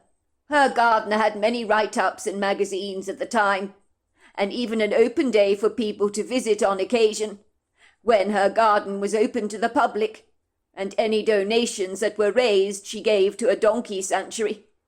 Mrs. Beaufort had a thing about donkeys, you see. It was beautiful gardens with hedges of lavender intermingled with all kinds of exquisite flowers. It was during our tea break at the pottery studio that I took Kyle around the garden so that we could admire the plants and the pretty congregations of flowers. There were butterflies and bees pollinating everything. Kyle thought the garden was absolutely spectacular. "Smell these flowers, Pops," he said to me, pointing to these flowers with the most exquisite perfume that I could not identify. I was naturally intrigued by the pungent floral bouquet. I eagerly bent down to smell a flower and felt something stinging my face. I realized I'd been stung by a bee, but I wasn't bothered, even though the sting was only a few centimeters under my eye. Mrs. Beaufort, my friend's wife, was concerned about me. They had a lot of bees in their garden. She had been stung over a handful of times, and had some surprisingly bad reactions to her bee stings, even though she was non-allergic. She told me that it wasn't good my having a bee sting so very close to the eye, especially if it began to swell, because it could potentially close up my eye. "You might need to take an antihistamine," she told me, "and you need to watch the sting very carefully." I told her I wasn't worried about it. I'd been stung before a plethora of times, and had virtually no reaction, so I was certain it would calm down, even though it looked a little red and inflamed. Mrs. Beaufort insisted attending to it with antiseptic. She removed the stinger with a pair of tweezers. I was not going to allow this bee sting of mine to kibosh our plans. I had promised Kyle we would go fishing at the creek later that afternoon. And on the way back to Oakwood Rise in the car, the spirited little Kyle could talk of little else. "Pups, I'm going to catch the biggest fish you've ever seen in your life," he told me proudly. "We'll see about that, Kyle," I teased. "I think my fish will be bigger than yours," I challenged him. "No, it won't, Pops. Mine will be as big as a whale," he said, stretching out his little arms as wide as they would go. I chuckled. "There aren't any fish as big as a whale in the creek, Kyle," I told him. "You'll only find whales in the ocean." Kyle made a face. "Well, catfish are very, very big, aren't they, Pups? Besides, they've also got whiskers like a cat. I'll catch an enormous catfish, the biggest one you've ever seen. When can we go to the creek, Pops? I want to go now," he said eagerly, when we'd arrived at the farmhouse. "We need to have lunch first, Kyle," I told him. "But after lunch we'll go to the creek and fish, I promise you that." "But I'm not hungry, Pops. I ate cake at the pottery studio. Please can't we go fishing now? Please, Pops, please." "I'm sure your grandmother has prepared a lovely lunch for the both of us," I told him. "But after lunch I promise you we will go to the creek. Scout's honor," I said, making a solemn salute. I parked my Jeep, Grand Cherokee, in the carport, noticing that my wife's white Hyundai Santa was not there. She told me she was spending the morning at home, so where was she? I entered the house and became very aware it was unusually quiet. I called out my wife's name, but I knew she was not there. There were no smells of any homely, wholesome cooking wafting from the kitchen that would normally greet me. All I could hear was the tick of a kitchen clock. I was disappointed. There was no sign of my wife anywhere. At this point I was not feeling too good. My cheek on my right-hand side was burning up. The sting was beginning to throb. It was becoming increasingly uncomfortable. My right eye was closing up, so my vision was flailing. "Where is Granny?" asked Kyle, looking disappointed not to see my wife's jolly figure, standing there in the doorway with a broad grin on her face, asking Kyle all about his pottery lesson, as she would likely have done. I knew Kyle, with his ebullient enthusiasm, was bursting to tell his grandmother about the pinch pot he'd made. There was no sign of Luna the dog anywhere, which was also upsetting, so the house felt as flat as champagne without the fizz. "I'm not sure where your granny is," I told him tentatively. "It looks like she's gone out and taken Luna with her. But where? That's the question." I was genuinely rather puzzled and concerned that maybe something had happened to Luna. My wife could have rushed the dog to the vet or something. That was when I noticed a note stuck to the refrigerator with a magnet from my wife. Boxman, sorry to leave you, love, in the lurch like this. But I got a call from Ashley, my sister. She's been in a dreadful car accident. Her car is a complete write-off. They used the jaws of life to get her out of her car. No one can believe that she's still alive. But she's in one piece without a scratch on her body. She's in a right state, though. She could have been killed, Boxman. I think she's suffering from post-traumatic stress after what could have been. She knows it was a close call. I thought I'd go over and see if she's all right. I'm sure she needs some comfort. She's had the once-over in the hospital, but they say she's fine. I'm taking Luna with me. I think Luna will give her some comfort. She loves that dog. I hope you can look after Kyle and make him something for lunch. There's some luncheon meat in the refrigerator and sliced bread in the dispenser. I'll see you early evening when I get back. Keep an eye on little Kyle, will you? Don't let him out of your sight for a moment. Much as I love him, he's a bundle of mischief. That is from your grandmother, I told Kyle, replacing the note back on the fridge. She's taken Luna to see her sister. She'll be back this evening, so it's just the two of us together now. Let's get some lunch sorted before we go to the creek, I said, opening the refrigerator and liberally piling ham onto bread, along with some sliced tomato and mayonnaise. My sandwiches looked like something a kid had thrown together, but it would have to do, and Kyle was not remotely fussy. We sat down together at the kitchen table to eat, and with his mouth full, Kyle appeared to be pointing at my face. Pops, your face is so pink, it's growing so very big, he chuckled. You look like my pet hamster at home. Chunky's got a fat face like yours is right now. I trotted off to the bathroom to inspect the bee sting, and I found that my eye was closing up. My cheeks looked enormously swollen. But I wasn't very alarmed about it. I simply opened up the kitchen cabinet and found a bottle of antihistamines, popping 2 in my mouth, hoping that they would bring down the swelling. Alas, I didn't consider the fact that these antihistamines were powerful sedatives. Taking 2 was not advised, but I didn't know that at the time. I had failed to read the fine print. You were discouraged from driving after taking these particular antihistamines because they caused drowsiness. I told Kyle we would sit down for a while in the living room for a rest to digest our lunch. Then we would go fishing later at the creek. I suddenly felt incredibly fatigued, very drowsy, almost as if the day was closing in on me. Kyle was not best pleased with me. He began to whine about how he wanted to go fishing. Please, Pops, you said we could go after lunch to the creek. Can't we go now? I don't want to rest. Just let me have a little rest, Kyle, and then we will go, I assured him. I remembered nothing after that. I drifted into a deep sleep.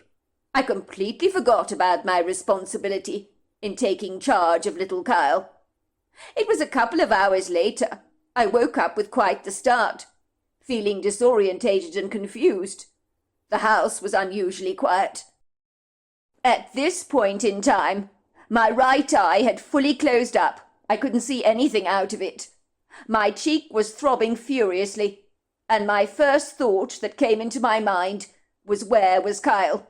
I called out his name, but he failed to respond. I suddenly grew grievously concerned, and the words that screamed out in my head were, "The creek! The creek! The creek! He's at the creek!" I knew he wanted to go fishing, and would have been extremely frustrated with my falling fast asleep, and would likely have gone to the creek on his own accord. I began to panic, especially when I saw that there was a chair under the kitchen door, that Kyle had placed there in order to be able to reach the handle of the door. It was swinging on its hinges, suggesting that Kyle had indeed left the house, and I knew he didn't know how to swim, so I began to visibly panic. I couldn't understand why I had drifted off to sleep, but I rocketed like a bullet from the house into the woods at the speed of light, almost as if my entire life depended on it. If anything had happened to Kyle, my wife would never talk to me again, and I would never be able to live with myself. "Kyle!" I screamed out. "Kyle, where are you? Kyle!" My heart was thundering in my chest, with the same fear you would get when being chased by a wild animal. It was a feeling of impending dread.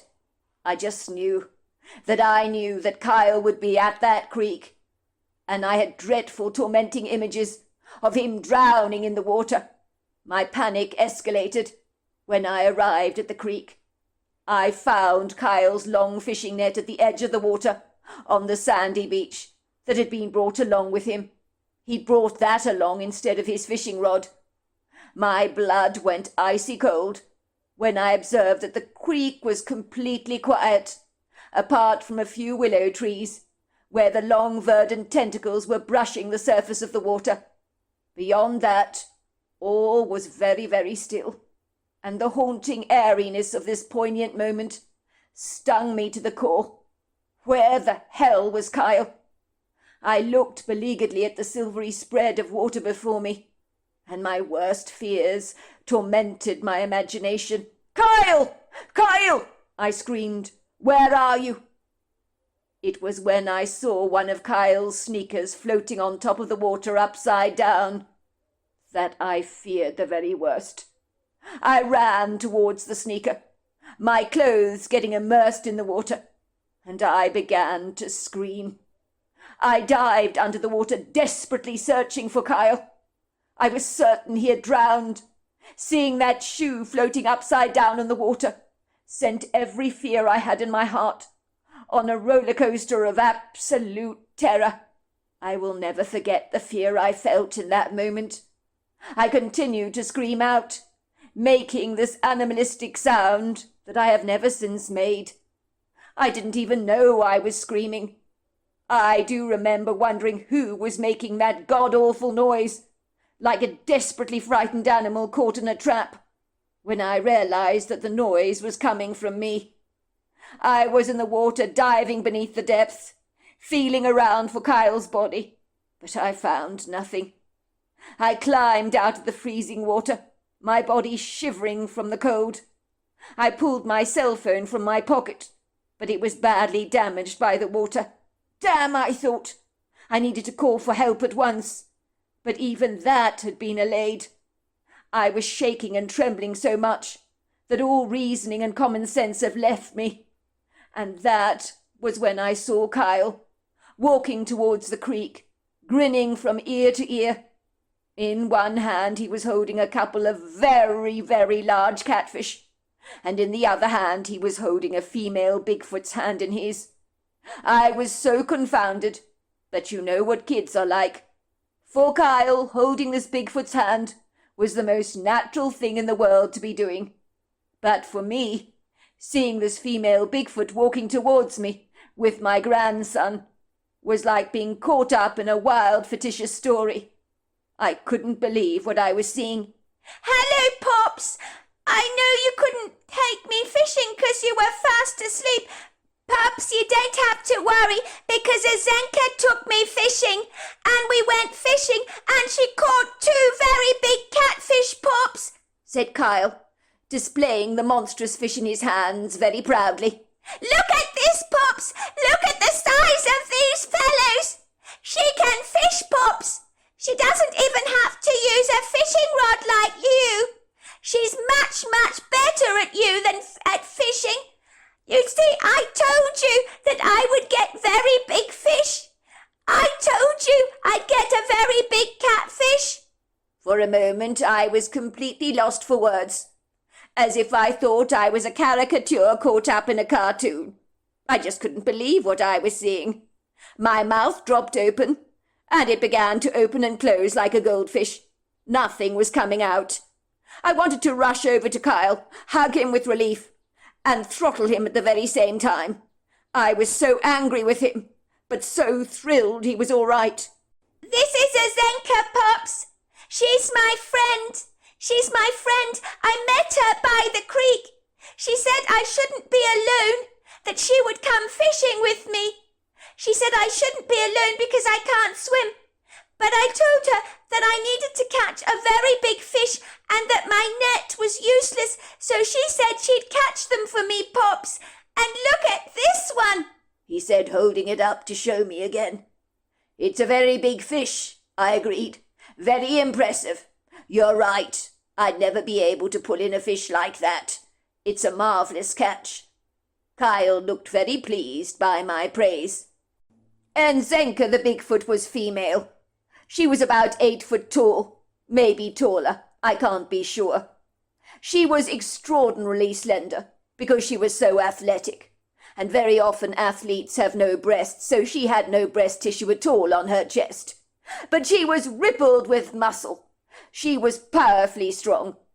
Her human-like face was very noble-looking, with a heavily furrowed brow, a flat nose and high cheekbones, and the brightest brown eyes that I've ever seen.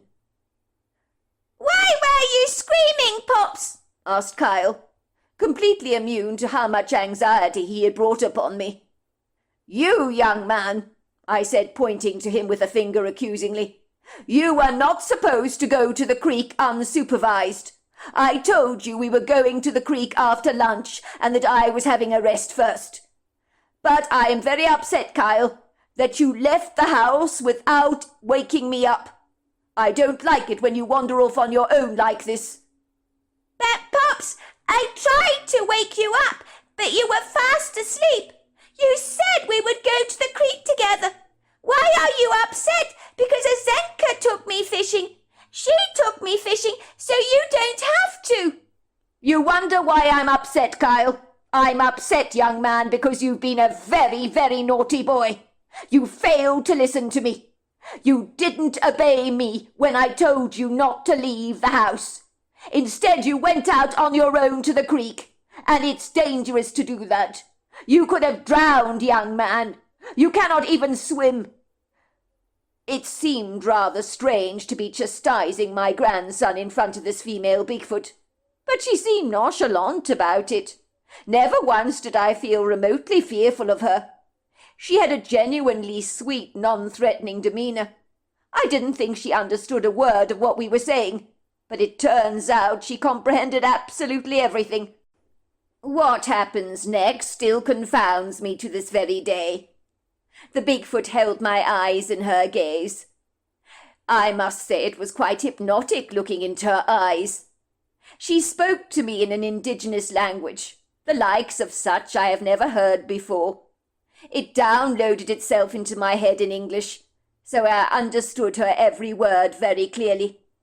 "Kila quinasa, dula pikasana, likala sokolo shaka, initalinwa." "Don't get upset. I've taken care of this boy for you. He didn't come to any harm. I always keep an eye on the creek when there are young children around. I knew the boy was staying at the house, so I've been watching the creek like a hawk. A little girl drowned in this creek a long time ago. She lived in the house where you are living now. There was much wailing for many weeks, I'm told. My father learnt the story from his father. He told me always to keep an eye on little children, because they often can't swim, and they get up to so much mischief. By the way, my name is Nzenka. It's good to meet you. Don't be too hard on the boy. He just wanted to go fishing. I caught him a couple of fish. He wanted them to be very big. I obliged his request. But the fish are easy to get, but there's a special technique to grabbing them. I find you have to catch them unaware, and be quick about it too, or they can sneakily slip away. I better get back. I've got a young one that needs feeding." And with that she nodded and glided away into the woods, while Kyle was left there grinning at me from ear to ear, as if butter would not melt in his mouth. I gave him the biggest telling off of his life. I told him under no circumstances to tell his grandmother about Nzenka. "Why don't you want me to tell her about Nzenka, Pops?" I drew in a deep breath and said gingerly, "Your grandmother doesn't like you talking to strangers, that's why." I lied to Kyle. I knew my wife would kill me if she knew I'd fallen asleep while taking charge of our grandson. I thought the cat would come out of the bag when Kyle was drawing pictures of Enzenka and showing them to his grandmother so proudly. "Who is this, Kyle?" she asked, staring in bewilderment at the pictures he had drawn. "This is Enzenka," he told her proudly. "These are the 2 fish she caught for me at the creek. She's carrying them. I'm carrying them in my hands. Granny, Enzenka, she's the best fisherman in the whole world. She dives under the water, she grabs the fish, but she caught the catfish for me. She's clever. She says you have to move very quick or they get away 'cause they're very slippery." "Does she now?" said my wife, smiling broadly at Kyle and ruffling up his hair. "Enzenka! Now that's a nice name. Where did you hear that from? A children's book or something?" "She told me her name is Enzenka, silly," said Kyle. "It means sea foam." "Does it indeed?" said my wife. "Yes, 'cause sea foam is rich, Granny. It's got lots of minerals that make up all life. Everything comes from the sea. That's what Enzenka says." "Well, this Enzenka sounds like she's very clever because she speaks the truth. Everything does come from the sea. Why did you draw her with so much hair? Why did you make her so large?" "'Cause she's got hair all over her body like a bear," said Kyle, looking exasperated, almost as if he thought his grandmother was really quite stupid. "Silly me! Of course she's got lots of hair all over her body. She needs to keep warm, doesn't she? Because she doesn't wear any clothes." My wife thought the pictures that Kyle had drawn were to humour himself. She found they were amusing. She thought her grandson was making up an imaginary friend with lots of hair, and I let her believe that. I remember for days all Kyle could ever talk about was Enzenka. Enzenka this, Enzenka that, Enzenka the next thing. You know how kids can go on and on and on about stuff they're very enthusiastic about. I would stop to ask myself about Enzenka. Had it actually happened? I was stunned that I'd encountered such a remarkably idiosyncratic, highly intelligent creature that had reached out to look after Kyle when she recognized his obvious vulnerability around water. And on top of all that, she caught him 2 very large catfish in the process. So he got the cake with the cherry on it that day, as he had wanted to catch a huge catfish, and the 2 catfish the Bigfoot caught were just magnificent specimens. Never seen fish that size before. I know I needed to nip Kyle's garrulous, unbridled chatter about Enzenka in the bud before it got out of hand, because if he talked too much, I was worried that my negligence would be fully exposed and my wife would likely kill me in the process for falling asleep while watching over her beloved grandson. If she knew a Bigfoot had come to his rescue, I'm not sure how well she would have taken that revelation. It was bad enough that I was more than a little rattled by my own guilt for failing my grandson in the way that I did. I hasten to say that I lost the sight in my right eye for over 3 days after that bee sting, but eventually the swelling went down. I bought Kyle a very expensive bicycle, and then his attention was focused on his new toy, so Enzenka was no longer the topic of conversation, as he was so distracted by the lovely gift. So my cunning worked. Years later I realized he had no memory of the Bigfoot that he'd encountered, and I kept stum about it while my wife was alive, and actually never broached the subject when Kyle became an adult. I mean, what was the point, if he couldn't even remember the event? This is an incredible story, Boxman. I'm so grateful you shared it with me. I can't believe that Kyle actually saw a Bigfoot and has no memory of it. But what an amazing story. Do you know he still has ants in his pants today when he wants to do something? But he definitely has no memory of Enzenka. Did you ever get to see her again by any chance? No, I did not, said Boxman sorrowfully. I wish I had, though. Marvellous creature she was. So incredibly human. You can hardly call her a creature. but I suppose that's what you do when you describe a Bigfoot. But to me she was very human, you know. She could read my mind. I was very grateful for what she had done in watching over Kyle that day, in the way she did. I dread to think if something could have happened to poor old Kyle.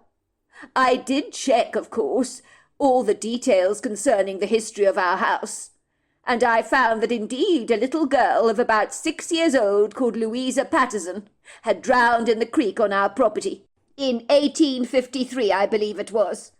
So the Bigfoot had learnt a sobering truth from a long time ago, which was why when Kyle was staying with us, she kept a vigilant watch over the creek to ensure the events of 1853 would never be repeated again.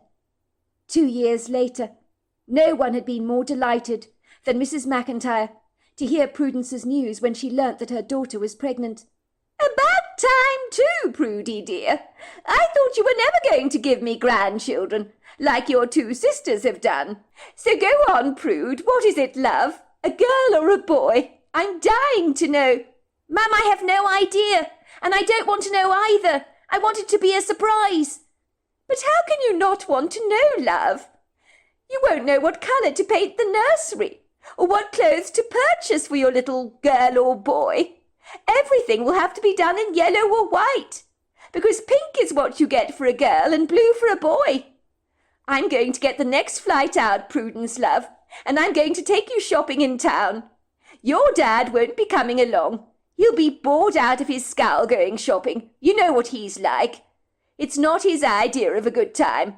I want to spoil that grandchild of mine before she's even born, and help you decorate that nursery for him or her. We must have everything ready for my grandchild before he or she is born. If you really don't want to know the sex of your child, I think we need to go for a yellow palette. I think sunflowers would be a great theme for the bedroom. It'll be in keeping with the classic look of the house, of Oakfield Rise's age, of course. Mum, it'll be fantastic if you come here, but I'm just worried about where you will stay, because you hate old houses. Are you going to book into a hotel or something? Nothing of the kind, my dear. I'm going to have to be a big girl, love. Your father's telling me that. I admit I don't like old houses at all. As far as I'm concerned, there are ghosts everywhere. But I will stay at your place. Prudence was amazed to hear this, that her mother had actually agreed to spend a few days at Oakwood Rise, even though she hated old houses. Well, that's just brilliant news, Mum. I can't wait to see you. Mrs. McIntyre's account. I've always hated old houses. They quite literally make my stomach squirm. I know they carry within their walls the imprints of the generations long past, and of the people that have lived there, who have woven their threads into the tapestry of this place. I had visited enough old houses to know this is true, so I preferred to abstain from all things old. Oakwood Rise, where my daughter was living, dated back to the early 1800s, so that's a hell of a lot of history behind it, which you definitely feel when you approach the house. When I first visited Oakwood Rise, I was certain that a little girl was watching me on the stairwell, and it gave me the creeps. My modern glass and steel home in Queens never felt ominous like this. Normally when I visit my daughter, as a consequence of my discomfort towards staying at Oakwood Rise, I would usually insist that me and my husband stayed at a hotel while visiting Prudence and Kyle. My husband passionately condemned this outrageously insane practice of mine, saying that I was being incredibly rude. There's nothing wrong with Oakwood Rise, love, he would tell me. It's a spectacularly beautiful house, steeped in a rich congenial history. There is nothing menacing about the place that isn't all in your own head, of your own creation. Everyone knows old houses make noises, but your incessant belief that they're all haunted is borderline ridiculous. I'm sorry, love. Prudence and Kyle are having a baby, and if you want to be involved in your grandchild's upbringing, you're going to have to get over your irrational protestation of all things old. I knew my husband spoke words of wisdom, of course. I was loath to admit he was right, Besides, it was going to be terribly impractical for me to stay at a hotel in the future when visiting my grandchild. How would I ever be able to take care of it? I was determined to help my daughter prepare the nursery for the arrival of the upcoming grandchild, so all hands were needed on deck. I didn't sleep very comfortably in the house. The staircase creaked during the night, the pipes groaned and banged, and I would hear other enigmatic noises in the house that I simply could not explain, including the scurry of tiny feet on the landing, and a little girl's giggle, and I did hear that very clearly. One of my friends in Queens is a psychic medium. She says I'm just more sensitive to energy than most people, which is why she thinks I actually abhor old houses. I think you can see things that others can't.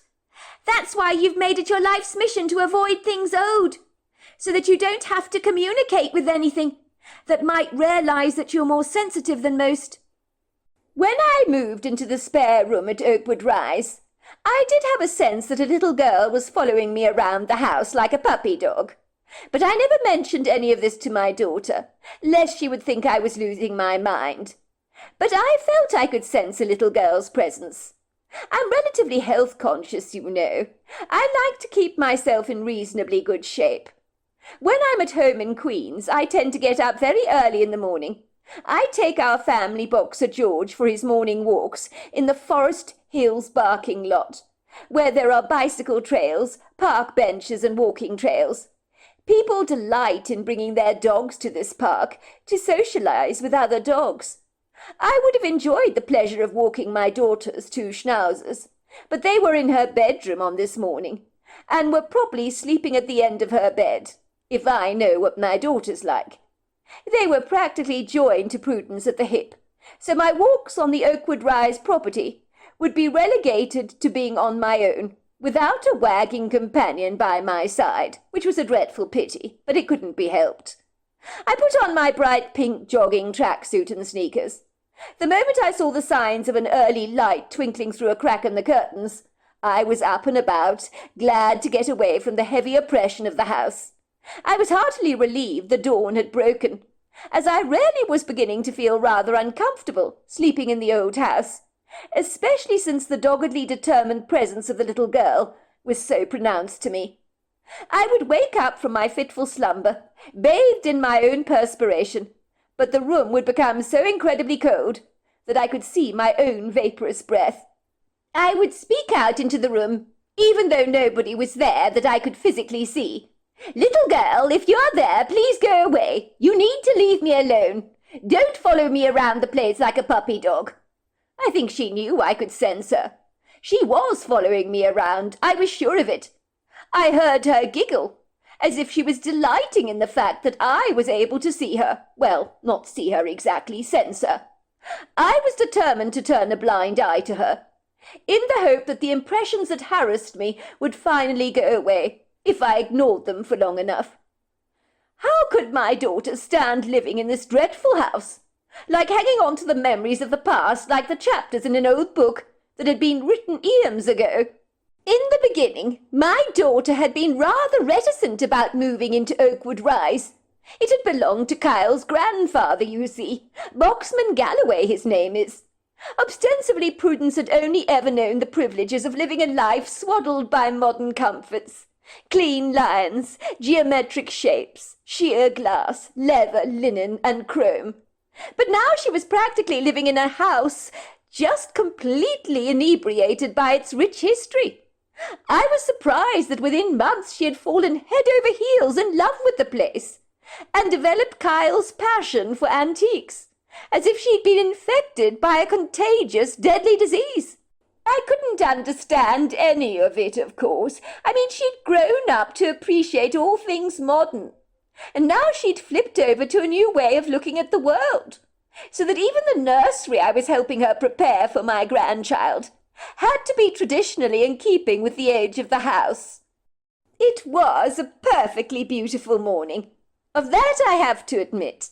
I ran across the dew-laden grass, down the long winding trails of the grove, where congregations of tall, lofty, magnificent trees, many of them as old as the house, gathered together in imperial sprawling clusters, like a very imposing army battalion, most dressed in an ensemble of luxurious lush green foliage.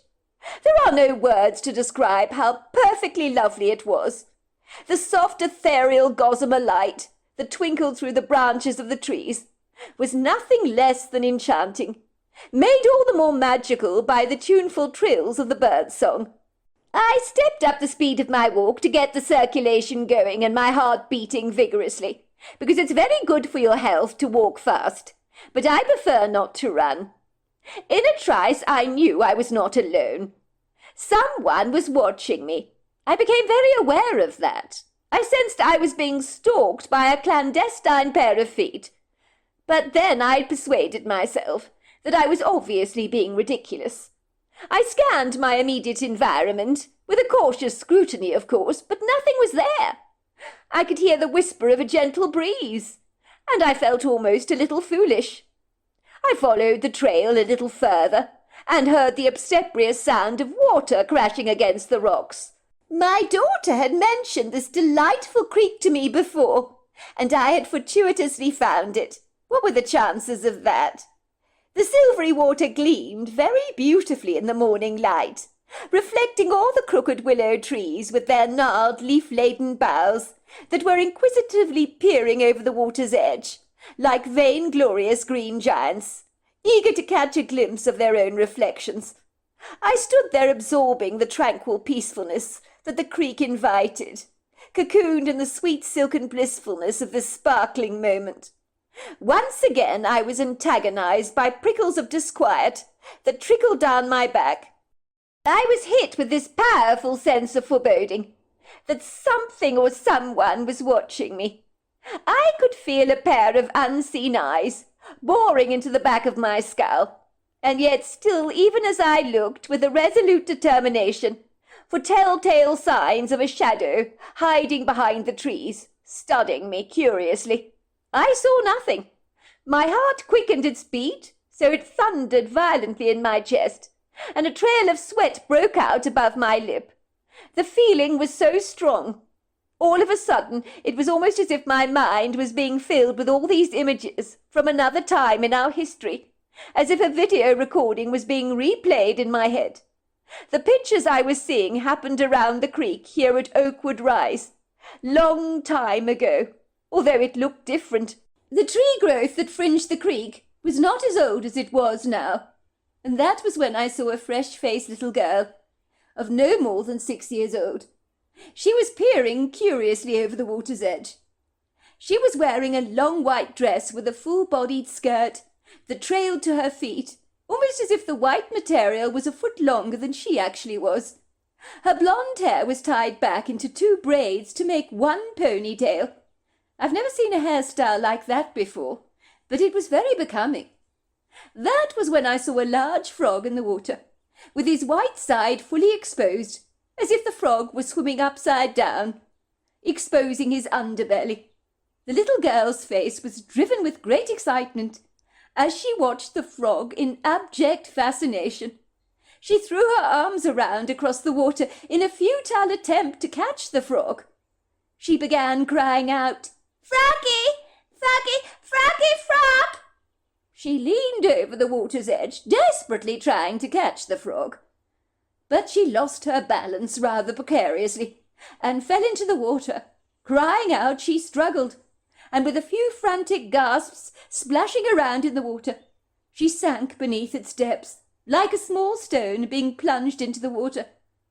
Everything went airily still.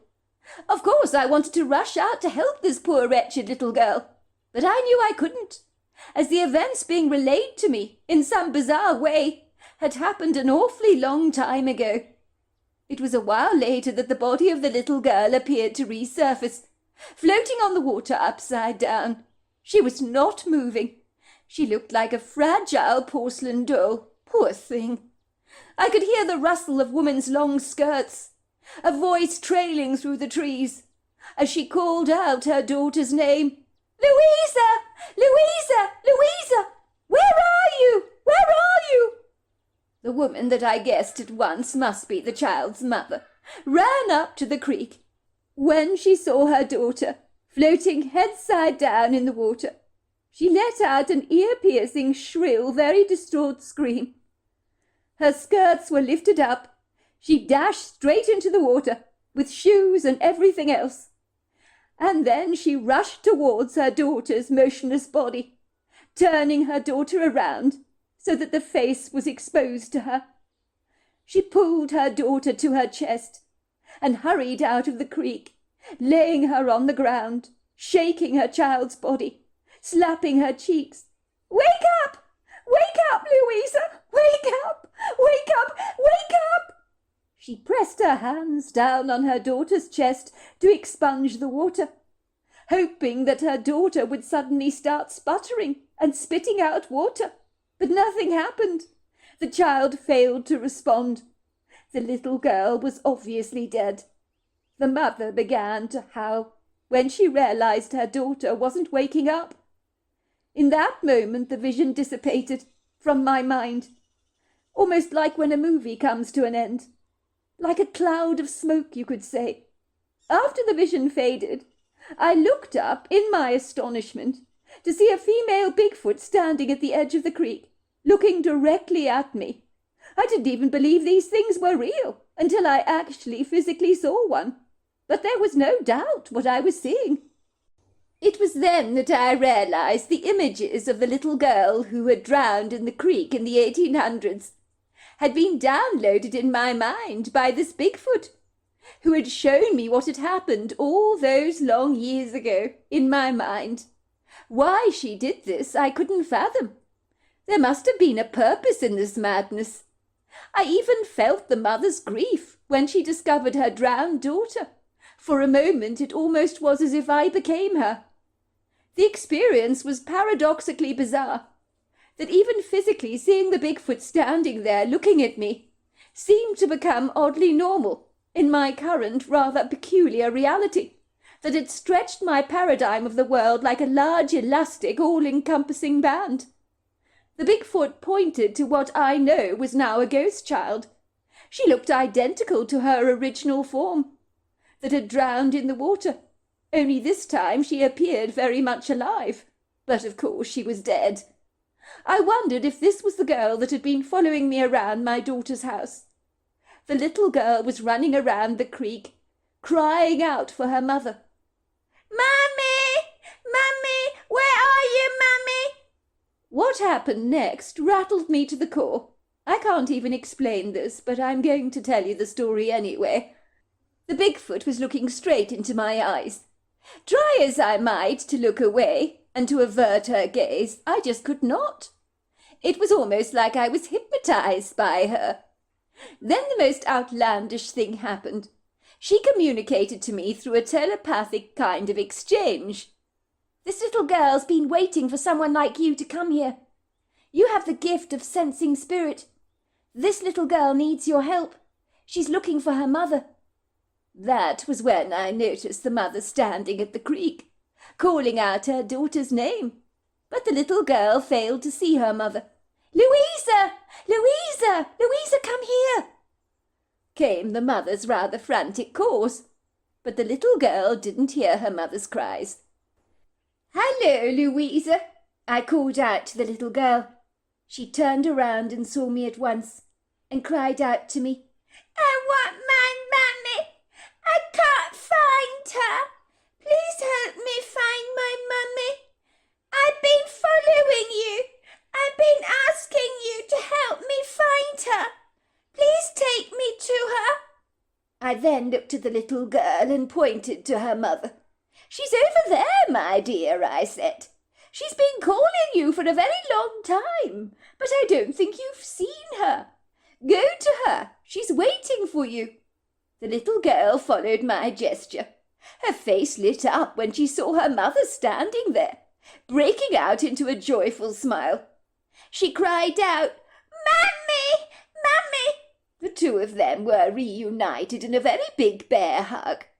The mother, holding her daughter's hand, looked up at me for a moment and nodded her thanks, and then just disappeared and was gone, like that.